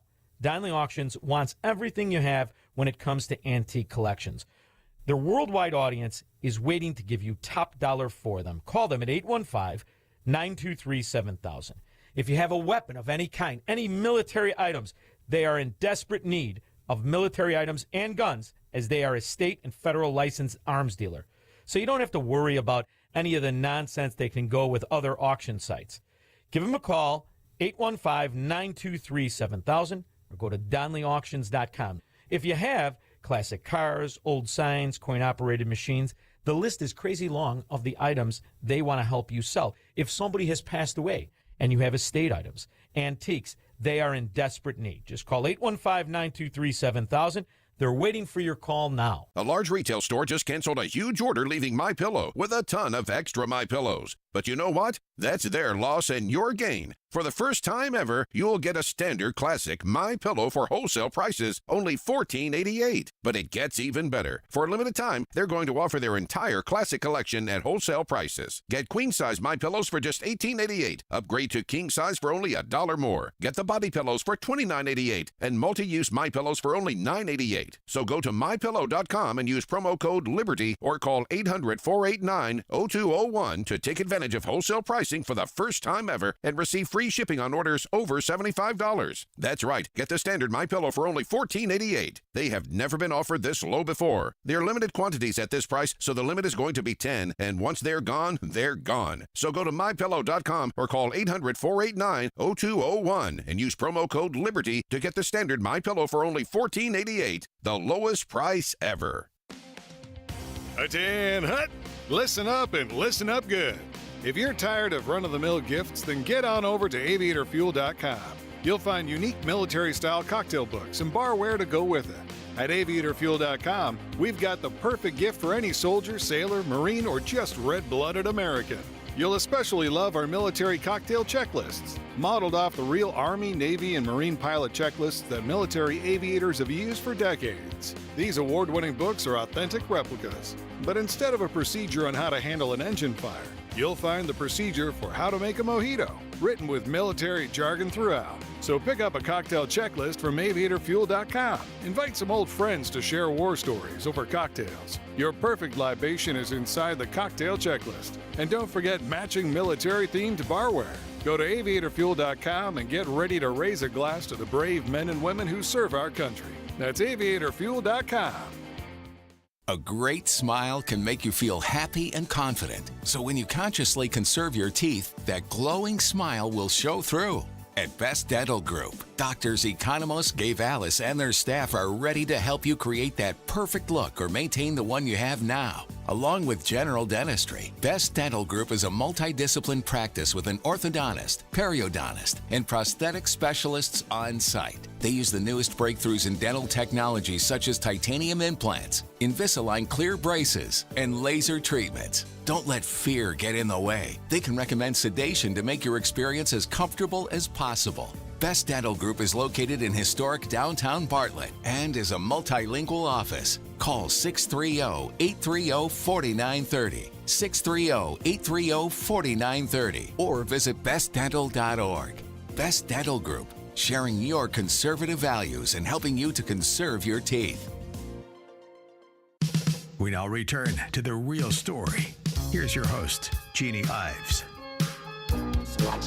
All right. You know what that music means. It's the Watchdogs. John Kraft, Kirk Allen. Hey, welcome to the program. John, I'm so sorry. Last week we did not get to you. We had, I don't know, Kirk and I had like big discussion going on. I don't even remember what it was about. There's always something going on in the state of Illinois, but you guys have some really great stories tonight. So let's talk about it. Electioneering. It's the same sort of stuff that you see all the time. I saw it in my own school district. They couch it in explaining to the public why they want a tax increase. And the truth is, they're essentially using propaganda. And by the way, they're using your tax money to pay for this propaganda to be produced, to pay for outside consultants that are really campaign managers to pass a massive tax increase. That's what they did in D200. I have half a mind to sue them. But anyway, John, you've got a story that it's similar, right? I mean, you see this around the state. I mean, this is exactly, you probably had referendum on your ballot, and you've got taxing authorities that are just selling it to people and almost lying about it. And, you know, this isn't the first time, but you know, passing neutral information, put that in quotes, neutral information, to the public by the public body is not electioneering. But a lot of them step over the line to electioneering. And there was a fire department several years ago, and I believe it was also in Champaign County, that advertised you could come into the fire department and pick up the vote yes signs on the referendum and I think they even delivered them and put them up at your house if you wanted them to. I can't remember the name of the fire district, but I believe it was somewhere in Champaign County. Yeah, that's illegal. Yeah, You can't do that. That's where they cross over the line. And it happened again this cycle with the Tolono Fire Protection District. It's in Champaign County. So if the state's attorney's not going to prosecute, I guess they're just going to keep on doing it. But the Tolono Fire Protection District had a referendum, because they need a new building and new vehicles and other things. So they needed more money and they need to raise taxes. Yeah, well, I'm betting they have the nicest vehicles and building already in Tolona. Just a guess. I don't know. That's the way most of it is. I mean, you should see our fire department buildings. They're the nicest buildings in some cases in the city. Yeah. Oh, what caught my eye was WCIA ran a story on the fire district needing to pass a referendum, and it showed video in front of the fire building, and there was a vote yes or to support the referendum sign plopped in the grass an inch away from the concrete parking lot. I don't know if that was on their property or not, but that's why I started looking. But anyway, on their a public body can't, advertise to vote in favor of or against something using public funds, which would also include using public resources like their own Facebook page and their Twitter page, all those other social media pages they have. But Tolono Fire Protection District has a Facebook page, an official one, and they even mention it in a video that they did that, they will advertise more on their Facebook page. And there was at least 3 times that they plopped a support Tolono Fire Protection District referendum with yes block check and a big red circle around it sign on their Facebook page. And it looked like a sign that is amongst several hundred other signs that they're prepared to give out. I wish I could see the background behind those signs so we could just see if those are within the fire protection district building or not. But they just advertise it, week after week on their official Facebook page, which they can't do that. They can't use the government's communication mechanisms to advertise people to vote in favor of any referendum that they want. They're using your tax dollars to convince you to raise taxes. No, they absolutely cannot do that. You also sent me a link to a video where literally one of the trustees is wearing a red vote yes sign for the tax increase while he's giving a presentation about what they're going to use the money for. It looks like it's a public discussion. Okay, the public discussion is fine, but you can't stand there in a red vote yes T-shirt. Yeah, and I believe that video was produced inside the inside the firehouse. Okay, yeah, it was inside. I'll just say it right now. It was inside the firehouse. So what are you going to do about it? Did you contact locals there? Also, is this a volunteer fire protection district or are they paid? I believe I don't know, but I believe they're volunteer. Okay. I appreciate that they're volunteer firefighters. My father was a volunteer firefighter. I do appreciate that. We don't hate firefighters. No, of course not. Otherwise we'd have to hate Kirk. We can't hate Kirk. So, but it's just wrong. They got to play by the rules. And they made other videos too. And we're going to find out if they paid somebody to appear in one of their videos or not, because I sent a FOIA request in for all the expenses for the last year. But we will find out. Well, it'd be nice to know also if they spent any taxpayer money on flyers or other propaganda or the actual purchase of the signs. That would really be crossing the line, honestly. the signs and T-shirts. Yeah, that would really be crossing lines. So you're going to have to FOIA their expense records for that. Oh, I did, and You're waiting. they got it this afternoon. Oh, you got it this afternoon, and? No, they got the FOIA request this afternoon. Oh, they got it. Okay, so we'll hear back about that story. Okay, hey, we got to take a quick break. We'll be right back with Kirk because as he wrote to me, wow, before the election, they claimed all this public safety tax money was going to provide new services. There was nothing said about people being laid off if it does not pass. 66% of the vote said no, and now the sheriff claims he's going to have to lay off deputies. So we're going to listen to that story when we get right back. Kirk Allen will be up next. Hold on tight.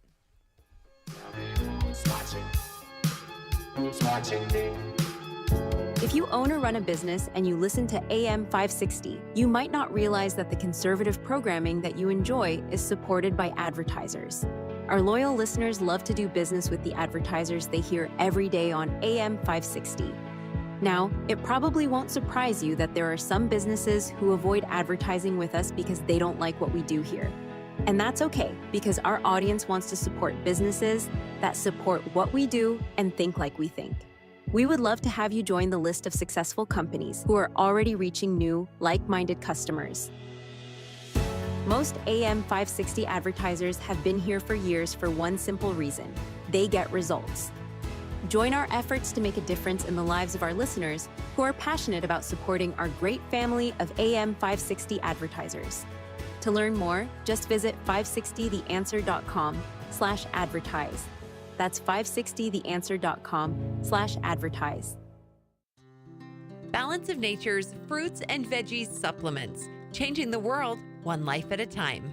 I love it. Everything that people say on the television about it is absolutely true. As a matter of fact, my boyfriend, who knows some of my Balance of Nature, he went and bought his own now. I've been taking it for a pretty good while now, and I really like it. It makes me feel really good. I feel like I'm taking a product, that's not some kind of gimmick. I've been a very happy customer. I think it's wonderful stuff. Celebrate this season with Black Friday savings all month long. Call 1-800-246-8751 or go to balanceofnature.com and sign up as a new preferred customer to get 50% off your first preferred set with free shipping and our money-back guarantee. That's 1-800-246-8751. Don't miss out. Go to balanceofnature.com or call 1-800-246-8751 and get this exclusive Black Friday offer by using discount code CHICAGO. You're listening to The Real Story with your host, Jeannie Ives. Okay, welcome back. Hey, it's Watchdog time, but Kirk, before we get there, I just got to share this story with you. I don't know if you saw it. I put it up on my X account, but Illinois, this is New York Post, an Illinois Dem official mocks cop's penis size during chaotic drunk driving arrest. An Illinois Democrat official was nabbed for drunk driving during a chaotic traffic stop over the weekend, during which she repeatedly asked an arresting officer if his penis was that small. Cook County Board of Review Commissioner Samantha Steele, 45, was questioned by police after she supposedly drove into another vehicle on a Chicago street around 8:49 p.m. Sunday. This is last week. Both cars had extensive damage, the outlet said, citing a police report. Steele's eyes were bloodshot and glassy. The officer wrote in the report, I also detected a strong odor of alcohol, la, la, la, la. Officers opened the bottle of red wine on the passenger side saw an open bottle of red wine on the passenger side. During her arrest, Steele repeatedly said, "Is your penis that small?" to an officer. I hope the hell Democrats run her out of town. Well, you're going to have. Come on. What's their obsession with penises too and sex and all these? I thought they were giving up on sex too. Why she got her mind in the gutter like that? I thought all those Democrat women are like no sex, because until Trump for 4 years. Fine, great, good. Mm-hmm. Meanwhile, they're stockpiling, abortion pills and contraception. They're just like what a bad party. They're just terrible, terrible individuals. Yeah, that whole shave your head program that they started after the election, that kind of backfired on them now because now they're getting a lot of pushback from cancer patients. Oh, yeah. So, I forgot about that. I didn't know that, but yeah, they should. They should get a lot of pushback. Right. Okay, back to something, Also important, electioneering.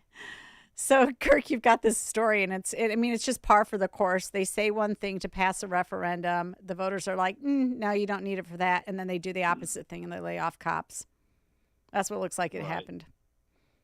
And this is in Champaign County again. Oh, and the county is, in fact, they're facing a State Board of Elections complaint.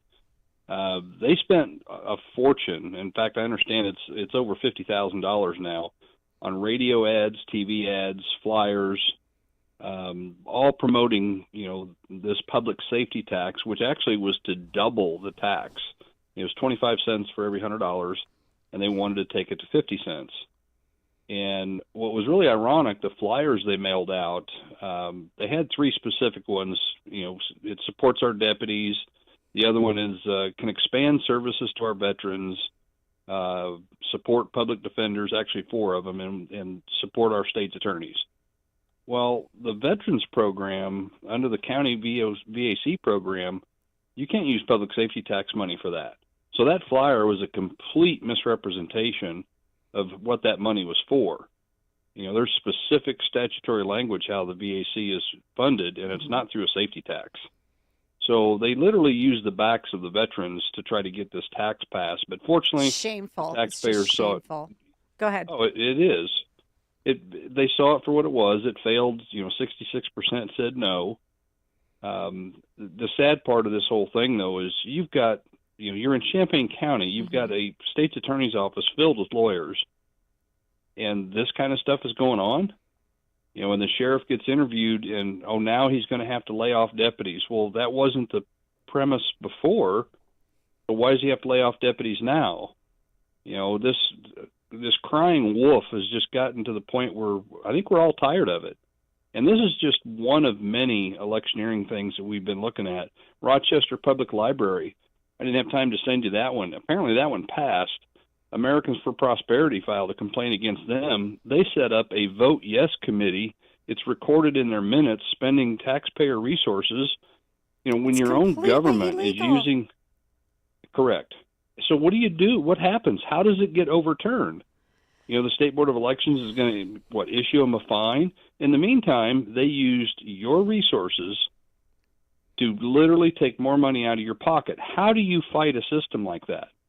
There has to be harsher penalties for this stuff. Well, in the case of the Rochester situation, that should absolutely, if that referendum pass, if it did, it should be ruled illegal and completely make them redo it.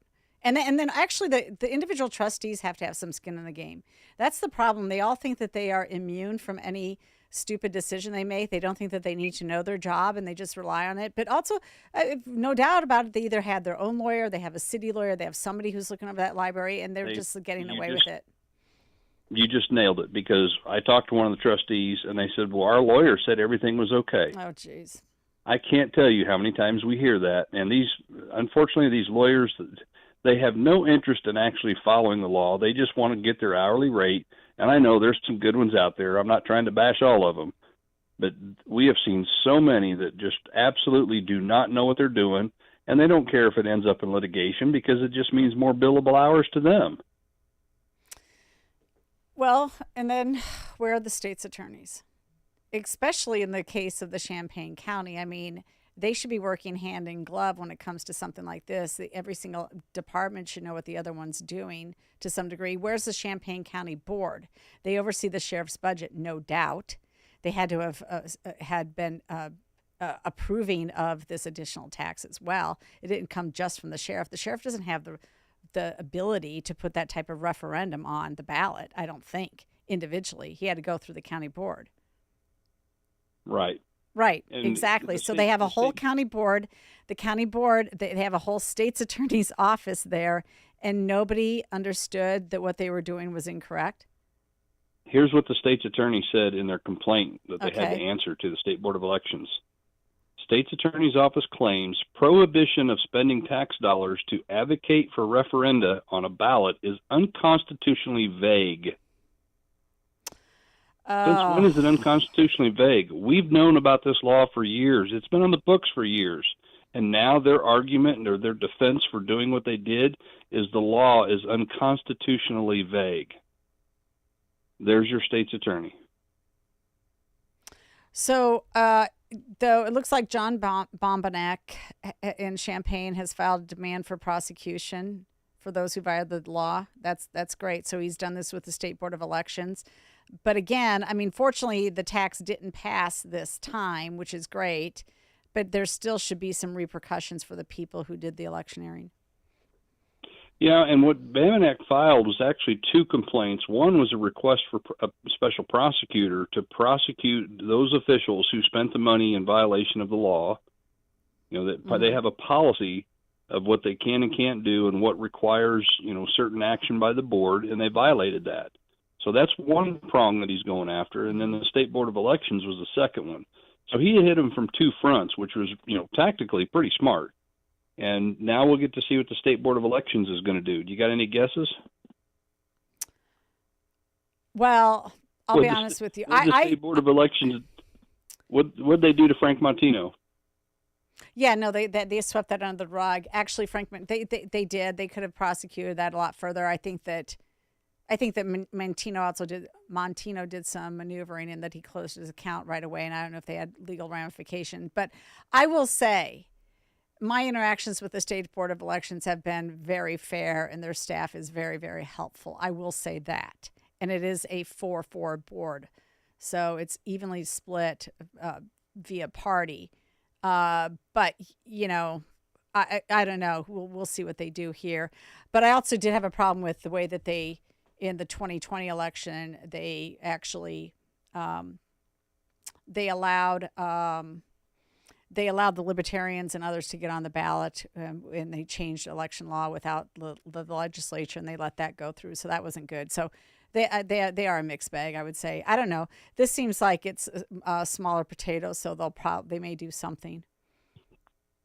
That's my gut feeling. I hope they do, but unfortunately, those bad actors that do this never suffer any consequences. It's always the taxpayer that pays the freight. Yeah, that is true. That is the problem. However, I want to applaud the taxpayers for voting no. 2/3 of them saw this for what it was. It was a money grab, and we need to be more efficient in the state. The last thing that this state needs is more spending. That's the last thing. So. Totally agree. All right. Okay. You know what? We're going to have to move on, and I want to thank you guys so much for coming on tonight, and we'll hear from you next week. Thank you. All right. Thanks so much for sharing. Okay. We will be right back with the real story and to close out the night. And that's it.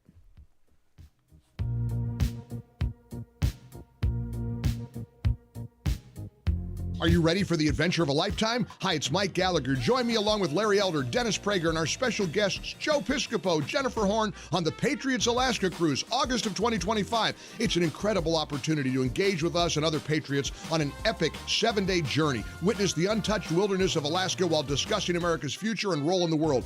You've got to reserve through us to have access to all our events. Call 855-565-5519 or book online at travelwithsalem.com, travelwithsalem.com.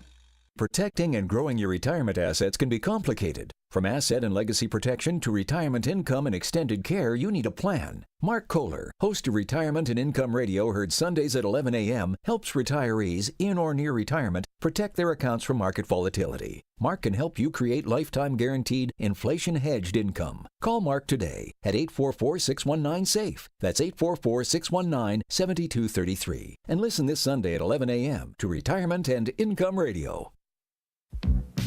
Now, more of The Real Story with your host, Jeannie Ives. All right, welcome back, listeners. Listen, before we close out the night, if I could, leave it on a happy note, I would. And I guess a happy note is that Trump's going to be in office, and we're going to turn this country around, which is great. But in the state of Illinois, you guys need to watch out. Seriously. The Chicago Tribune put out this article, Lawmakers Confront Costly Choices as State Workers Rally for Better Pension Benefits. Hold on to your wallets. I can see it coming right now. They are going to move Tier 2 pensioners, a system that, makes it a little bit more affordable for taxpayers to provide pensions for all sorts of public sector workers. By the way, they should all be on a 401k, all of them, and public safety should be on a hybrid, just like the military is. But we don't do that. No, we give the most generous pension benefits in the world. And so what they're going to do is they're going to make Tier 2 employees, trust me on this, they're going to reverse it and make them all Tier 1 employees. And when they do that, the pension unfunded liability is going to balloon. It's going to balloon. And they're going to get away with it because they enshrined workers' rights into the Constitution, saying you can't diminish their economic benefits. You can't diminish, and they have a pension protection clause as well. So they doubled down on it when they passed Amendment 1 protecting workers' rights. And you're going to get screwed. There are two bills already filed concerning Tier 2. And the end result is going to be the taxpayers are going to get screwed. That's what they're going to do. They're going to give superior rights to the workers, and you peon taxpayers are going to suffer. Welcome to the state of Illinois. Anyway, thanks for joining me on The Real Story. We will be back with you next week.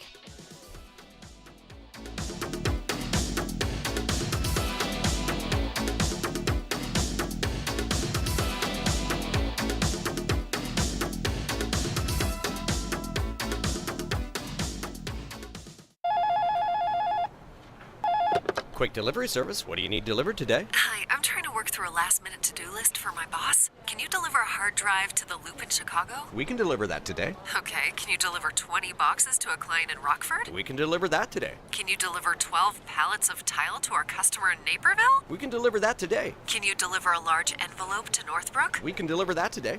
Oh my gosh, I think my water just broke. Can you... We cannot deliver that. Quick Delivery Service delivers your package no matter the size. More than just a messenger service, Quick Delivery Service is a messenger and trucking service that can also provide scheduled routes for your daily delivery or your air shipment. Trucks are equipped to handle the load and provide ground-level service for same-day delivery. The Quick Delivery Service team of safe, licensed professionals can provide quick door-to-door service for your special delivery. QuickDelivery.com. That's QuickDelivery.com. We deliver that today. But we don't deliver this. News, opinion, insight. This is AM 560, The Answer. WIND, Chicago. Streaming at 560theanswer.com on the AM 560 mobile app, or tell your smart speaker to play The Answer Chicago. A new FCC chair. I'm Deborah Valentine, Fox News. FCC Commissioner Brendan Carr has been chosen by President-elect Trump as chairman of the Federal Communications Commission. Carr certainly serves as the senior Republican on the FCC. Before that, he was the FCC's general counsel. In a statement, President-elect Trump said Carr is a warrior for free speech and has fought against the regulatory lawfare that has stifled Americans' freedoms. President Biden in Brazil, touring drought-stricken areas of the Amazon rainforest, speaking to reporters. My administration first rejoined the Paris Agreement on climate change. We've launched a 150-nation-strong global methane pledge. We delivered a record climate financing to developing countries. The next stop for President Biden, the G20 summit in Rio. President Biden has reportedly authorized Ukraine's use of U.S.-supplied long-range missiles to strike inside Russia for the first time, just over 2 months before the end of his term. Fox's Bill Maluzhin has the details on President Trump's transition team's reaction. We have reached out to the Trump transition team to ask them if they have any comment or any response to this new development that the Biden administration is going to allow Ukraine to use U.S. missiles, deep-range missiles, to strike within Russia. So far, we have not heard back from the Trump team. We haven't seen any reaction from them yet, but that is a policy change that could have significant impacts on this incoming administration. The president-elect has long criticized the Biden administration for providing billions of dollars in aid to Ukraine. Remnants of Tropical Depression Sarah are expected to move towards the northeastern Gulf of Mexico at the start of this week, interacting with a cold front causing heavy rains in parts of Mississippi, Alabama, and Florida midweek. America's listening to Fox News. Now, your official weather forecast. Tonight, partly cloudy with a low of 44. Tomorrow, mild, sun and areas of high clouds in the morning, turning breezy with periods of rain in the afternoon. We'll see a high of 58. Tomorrow night, breezy in the evening, mild with rains at times, low 56. Tuesday, occasional morning rain. Otherwise, mostly cloudy, breezy, and mild. We'll see a high of 62. I'm Jillian Ford on AM 560, The Answer. Get the latest weather, traffic, and news updates online at 560theanswer.com. Charlie Kirk sees the hard work pay off. I just want to say the gratitude people are showing me. I feel weird when people say, Charlie, congratulations. I'm like, man, I didn't get married. The country is saved. This is your victory as much as mine. You know what I mean? This is a victory for every human being on the planet. This is good for Ukrainians right now. They're getting mowed down. We knew what we were doing the whole time. Donald Trump, everybody, is president-elect. The Charlie Kirk Show. Afternoons at 1, right before Sebastian Gorka at 3 on AM 560. The Answer. If your approach to everyday aches and pains is to mask them, feel better for a few hours only to have the pain return and then repeat the cycle all over again, it's time to try Relief Factor. And the good news is Relief Factor makes that easy. Their 3-week quick start is just $19.95, less than $1 a day. Instead of masking pain, Relief Factor helps eliminate it. How? Well, its unique formula of ingredients helps support your body's response to inflammation. Relief Factor was developed by doctors. It's 100% drug-free. And for so many people, the results are game-changing, even life-changing. So give it a try. Right now, their 3-week quick start is just $19.95. Go to ReliefFactor.com or call 1-800-4RELIEF. That's 1-800-4RELIEF. See how in a few weeks or even days, Relief Factor can reduce your pain. When you feel better, life is just better. So don't mask pain. Fight it naturally with Relief Factor. A large retail store just canceled a huge order, leaving MyPillow with a ton of extra MyPillows. But you know what? That's their loss and your gain. For the first time ever, you'll get a standard classic MyPillow for wholesale prices, only $14.88. But it gets even better. For a limited time, they're going to offer their entire classic collection at wholesale prices. Get queen-size MyPillows for just $18.88. Upgrade to king-size for only $1 more. Get the body pillows for $29.88 and multi-use MyPillows for only $9.88. So go to MyPillow.com and use promo code LIBERTY or call 800-489-0201 to take advantage of wholesale pricing for the first time ever and receive free shipping on orders over $75. That's right. Get the standard MyPillow for only $14.88. They have never been offered this low before. They're limited quantities at this price, so the limit is going to be 10, and once they're gone, they're gone. So go to MyPillow.com or call 800-489-0201 and use promo code LIBERTY to get the standard MyPillow for only $14.88, the lowest price ever. If you own or run a business and you listen to AM 560, you might not realize that the conservative programming that you enjoy is supported by advertisers. Our loyal listeners love to do business with the advertisers they hear every day on AM 560. Now, it probably won't surprise you that there are some businesses who avoid advertising with us because they don't like what we do here. And that's okay, because our audience wants to support businesses that support what we do and think like we think. We would love to have you join the list of successful companies who are already reaching new, like-minded customers. Most AM 560 advertisers have been here for years for one simple reason: they get results. Join our efforts to make a difference in the lives of our listeners who are passionate about supporting our great family of AM 560 advertisers. To learn more, just visit 560theanswer.com/advertise. That's 560theanswer.com/advertise. AM 560, The Answer. The following is a pre-recorded program. Welcome to the Center Square Radio Hour for the third weekend of November 2024. I'm your host, Chris Krug. The Center Square and the Radio Hour are projects of the Franklin News Foundation, a 501c3 independent, nonprofit, nonpartisan news service.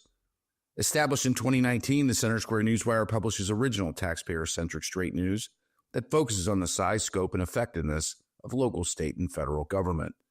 On the Center Square Radio Hour, our journalists explore their top stories, adding insight to the headlines. We'll present thoughts on the economy from Dr. Orphe Divounguy, PhD economist, and bring you the latest in K-12 education news from our Franklin News Foundation's Chalkboard News team. This week on the Radio Hour, we'll look at President-elect Donald Trump's cabinet picks. We'll hear about the business groups calling for the CHIPS Act money to be released, and we'll discuss the battles for congressional leadership.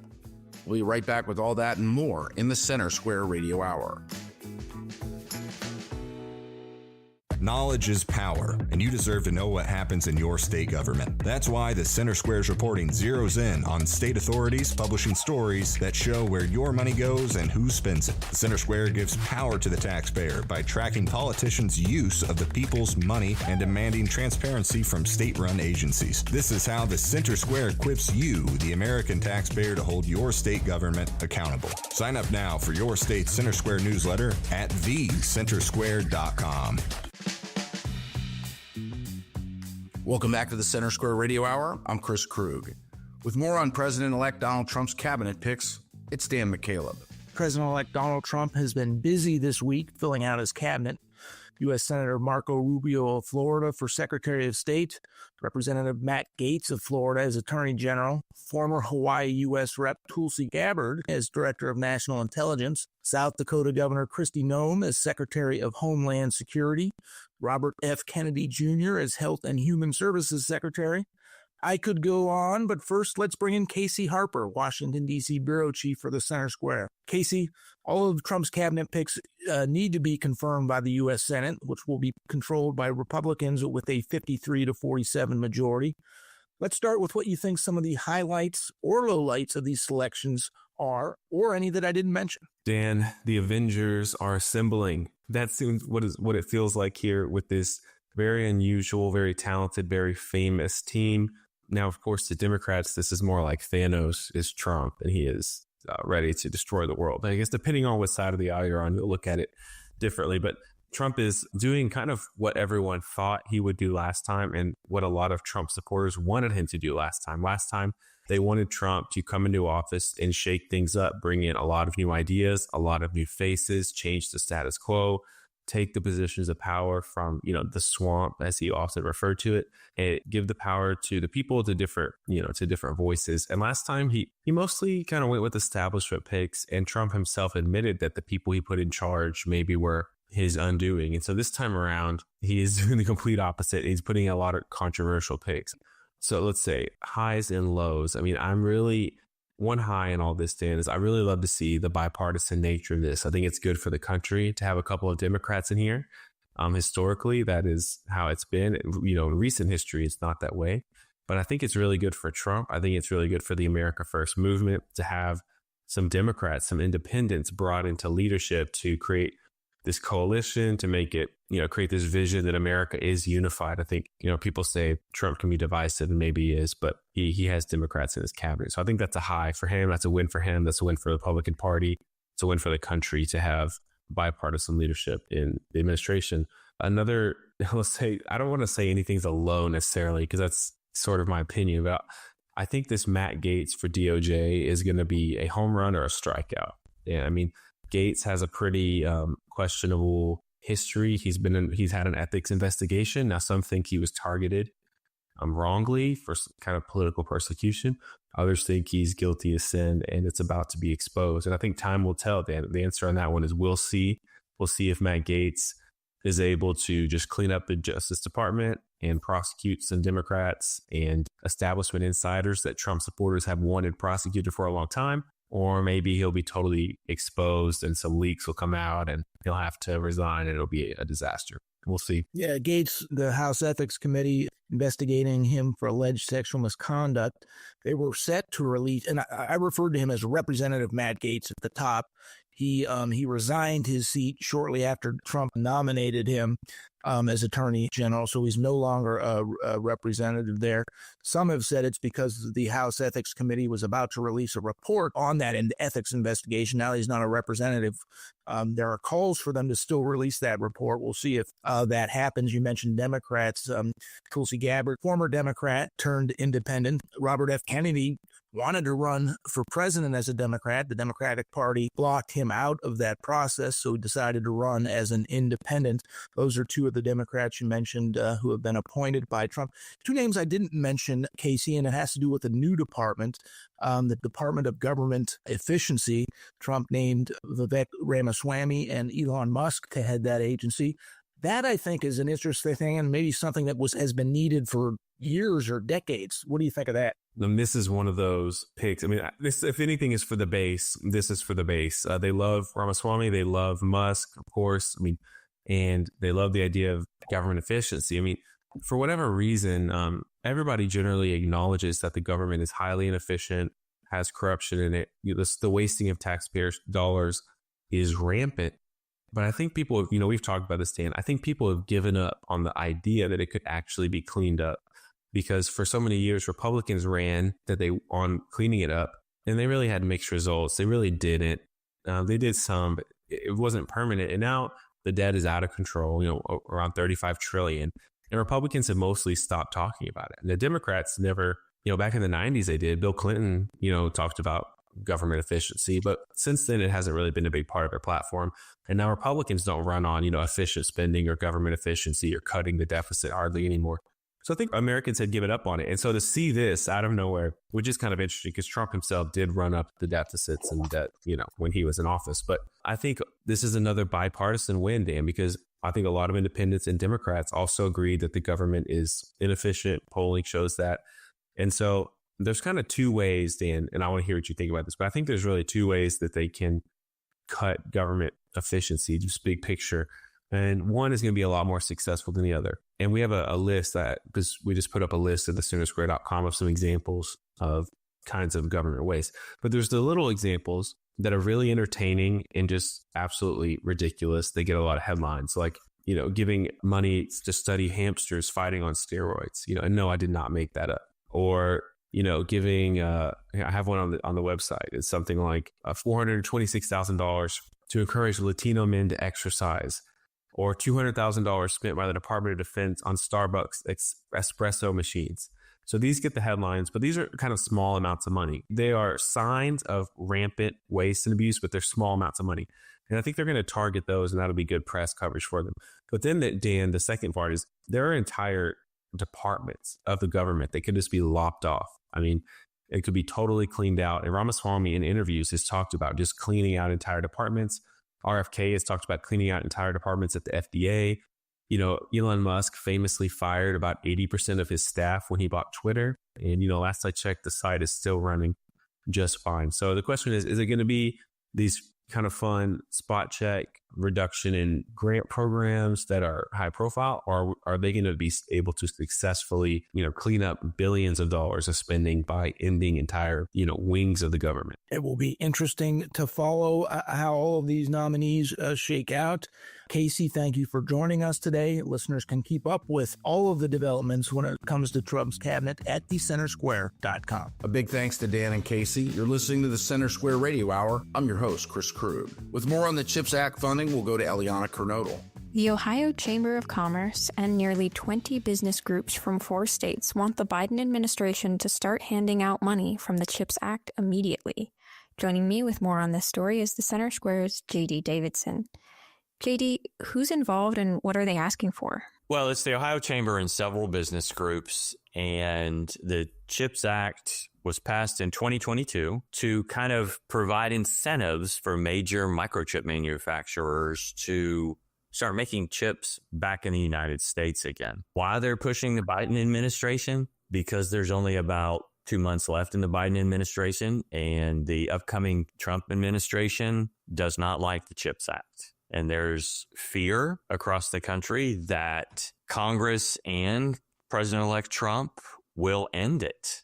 And that will create significant hardships in at least 10 states: Ohio, Oregon, New Mexico, Arizona, New York, Texas, Michigan, Wisconsin, Colorado, and Indiana. All have major planned investments that have started because of CHIPS Act promises. So I know one of Trump's talking points throughout the election was bringing back American jobs.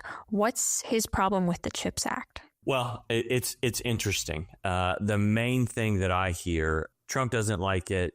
House Speaker Mike Johnson has said he expects the House to kill it when the new Congress takes effect. He has started to walk that back. But the main argument is it blows the deficit, which certainly that's understandable. I understand that. I think most people understand that. the next line on that is, so does every program proposed by Trump. So I feel like a lot of people believe that argument's kind of hollow. The impact that it has, I think, is more important. So in Ohio, Intel has planned a $4 billion investment, started construction on 2 major manufacturing plants that will be, what officials say, around 4,000 significant jobs, not counting the construction jobs that go along with it, but 4,000 jobs. That's a big deal. That's a big deal in any state. That's a big deal in any community. But what's happened is it has created such a fever in central Ohio that has bled out into communities an hour away from where this facility will be. And they've started sinking their own money in school upgrades, infrastructure improvements, housing developments. So all of these things have started to happen. And the process for delivering the CHIPS Act money is slow to begin with. So Intel's been kind of stuck in kind of no man's land in Ohio and Arizona. Just kind of, okay, we need these reimbursements to be able to move forward. And it's a slow process. That's kind of understandable. That's how all of this stuff usually works, especially when you're talking about a 3 to 4 year process on a major manufacturing plant. But communities have invested, small communities have invested millions. And for a small community, that's a big deal. New schools have been built in school districts expecting this onslaught of people to come in. So it'll be interesting to see what plays out over the next couple months if the Biden administration will go ahead and start handing out this money for fear that there could be a congressional or a presidential stop on it or not. Also, what the other interesting part of this is, several pro-Trump Republicans are heavily invested in the CHIP Act. Ted Cruz out of Texas. Sherrod Brown in Ohio was a major force behind this because of Intel. He lost his race to newcomer Bernie Moreno, a pro-Trump Republican, who in his first news conference since winning said the commitments from the CHIP Act need to go forward. That needs to happen. We need to do that. It's important for Ohio. It's important for the country. And then he said, only if President Trump wants it to. So there are a lot of Republicans in the House and the Senate that are going to kind of follow Trump's lead on whether or not to move forward with this. The impact that it's had on Intel so far, in Arizona, Intel put $32 billion into a semiconductor facility in the state. That was on the promise the federal government would kick in $8.5 billion. That $32 million goes towards facilities in Ohio, Arizona, Oregon, and New Mexico in return for $8.5 billion. The money's coming in slowly. In August, Intel announced it's laying off 15% of its total workforce. Its stock's taken a hit. I know in Ohio, major infrastructure projects that the state committed to doing this. And that's kind of how in Ohio, the subsidies are tax credits and then infrastructure. So the only taxpayer outlay that the state government has committed to this is infrastructure improvements. Well, they're widening roads from 1 lanes to 4 lanes and 2 lanes to 3 lanes. And those projects are already done. So the state has already spent committed money for this. And it's hard for me to describe how big this facility is in Ohio. I've driven past it. You can't see one side to the other. I mean, it will take you 40 minutes to drive a complete square around the entire project. So I'm anxious to see in January if this comes up. I think it will in the House. I think the speaker really is interested in ending this. I'm also interested to see if it was just campaign talk from President Trump or if he's actually committed to stopping this, and where will it lead to smaller communities across the country who have a vested interest in this. Well, and you mentioned some different Republicans who have been invested in this. What was kind of the divide when the act passed? Was it bipartisan? Was it along party lines? No, it was truly bipartisan. I feel like I don't exactly know the number in the House, but a significant number of Republicans and Democrats voted for it. It passed significantly in the Senate. It was easy. And it's honestly, for me, I haven't paid much attention to it as a journalist because it was such an easy pass, and everyone seemed to support it. Well, JD, thank you for your insights on this story. Listeners can keep up with this story and more at thecentersquare.com.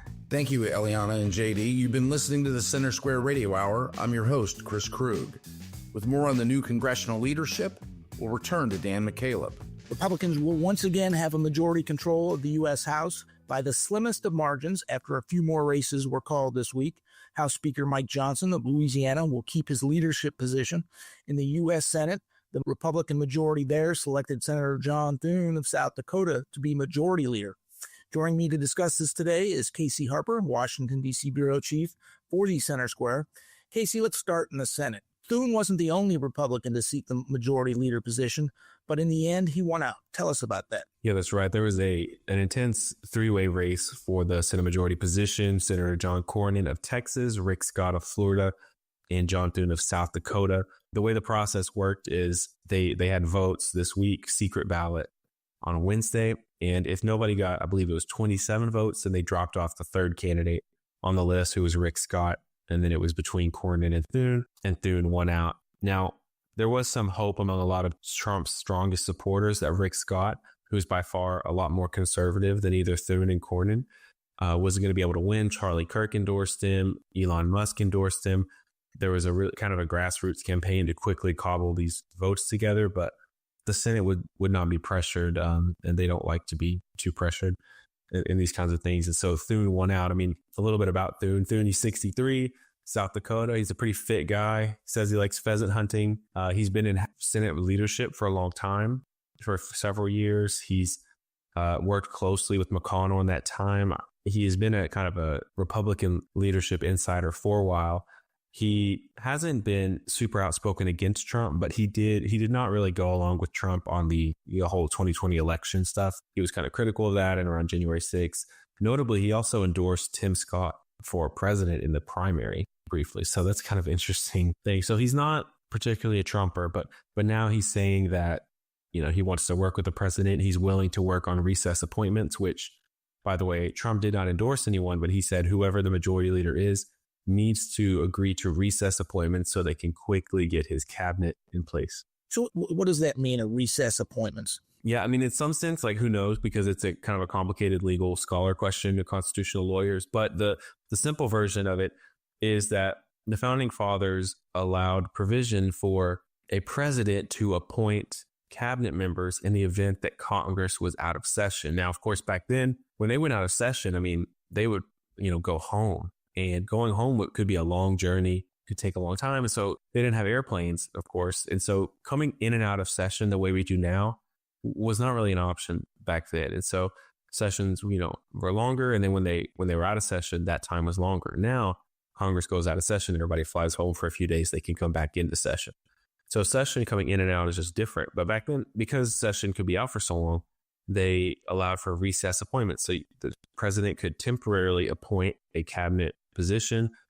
It's actually not just cabinet. There's like 1,000 positions that need Senate confirmation, but he could appoint it. And then this position, I think, would last for 1 year without Senate approval.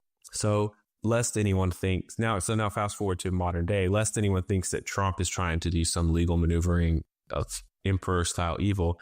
Bill Clinton, George W. Bush, and Obama all used recess appointments, like over 100 for George Bush and Bill Clinton. And then Obama started doing it. But in 2014, the Supreme Court basically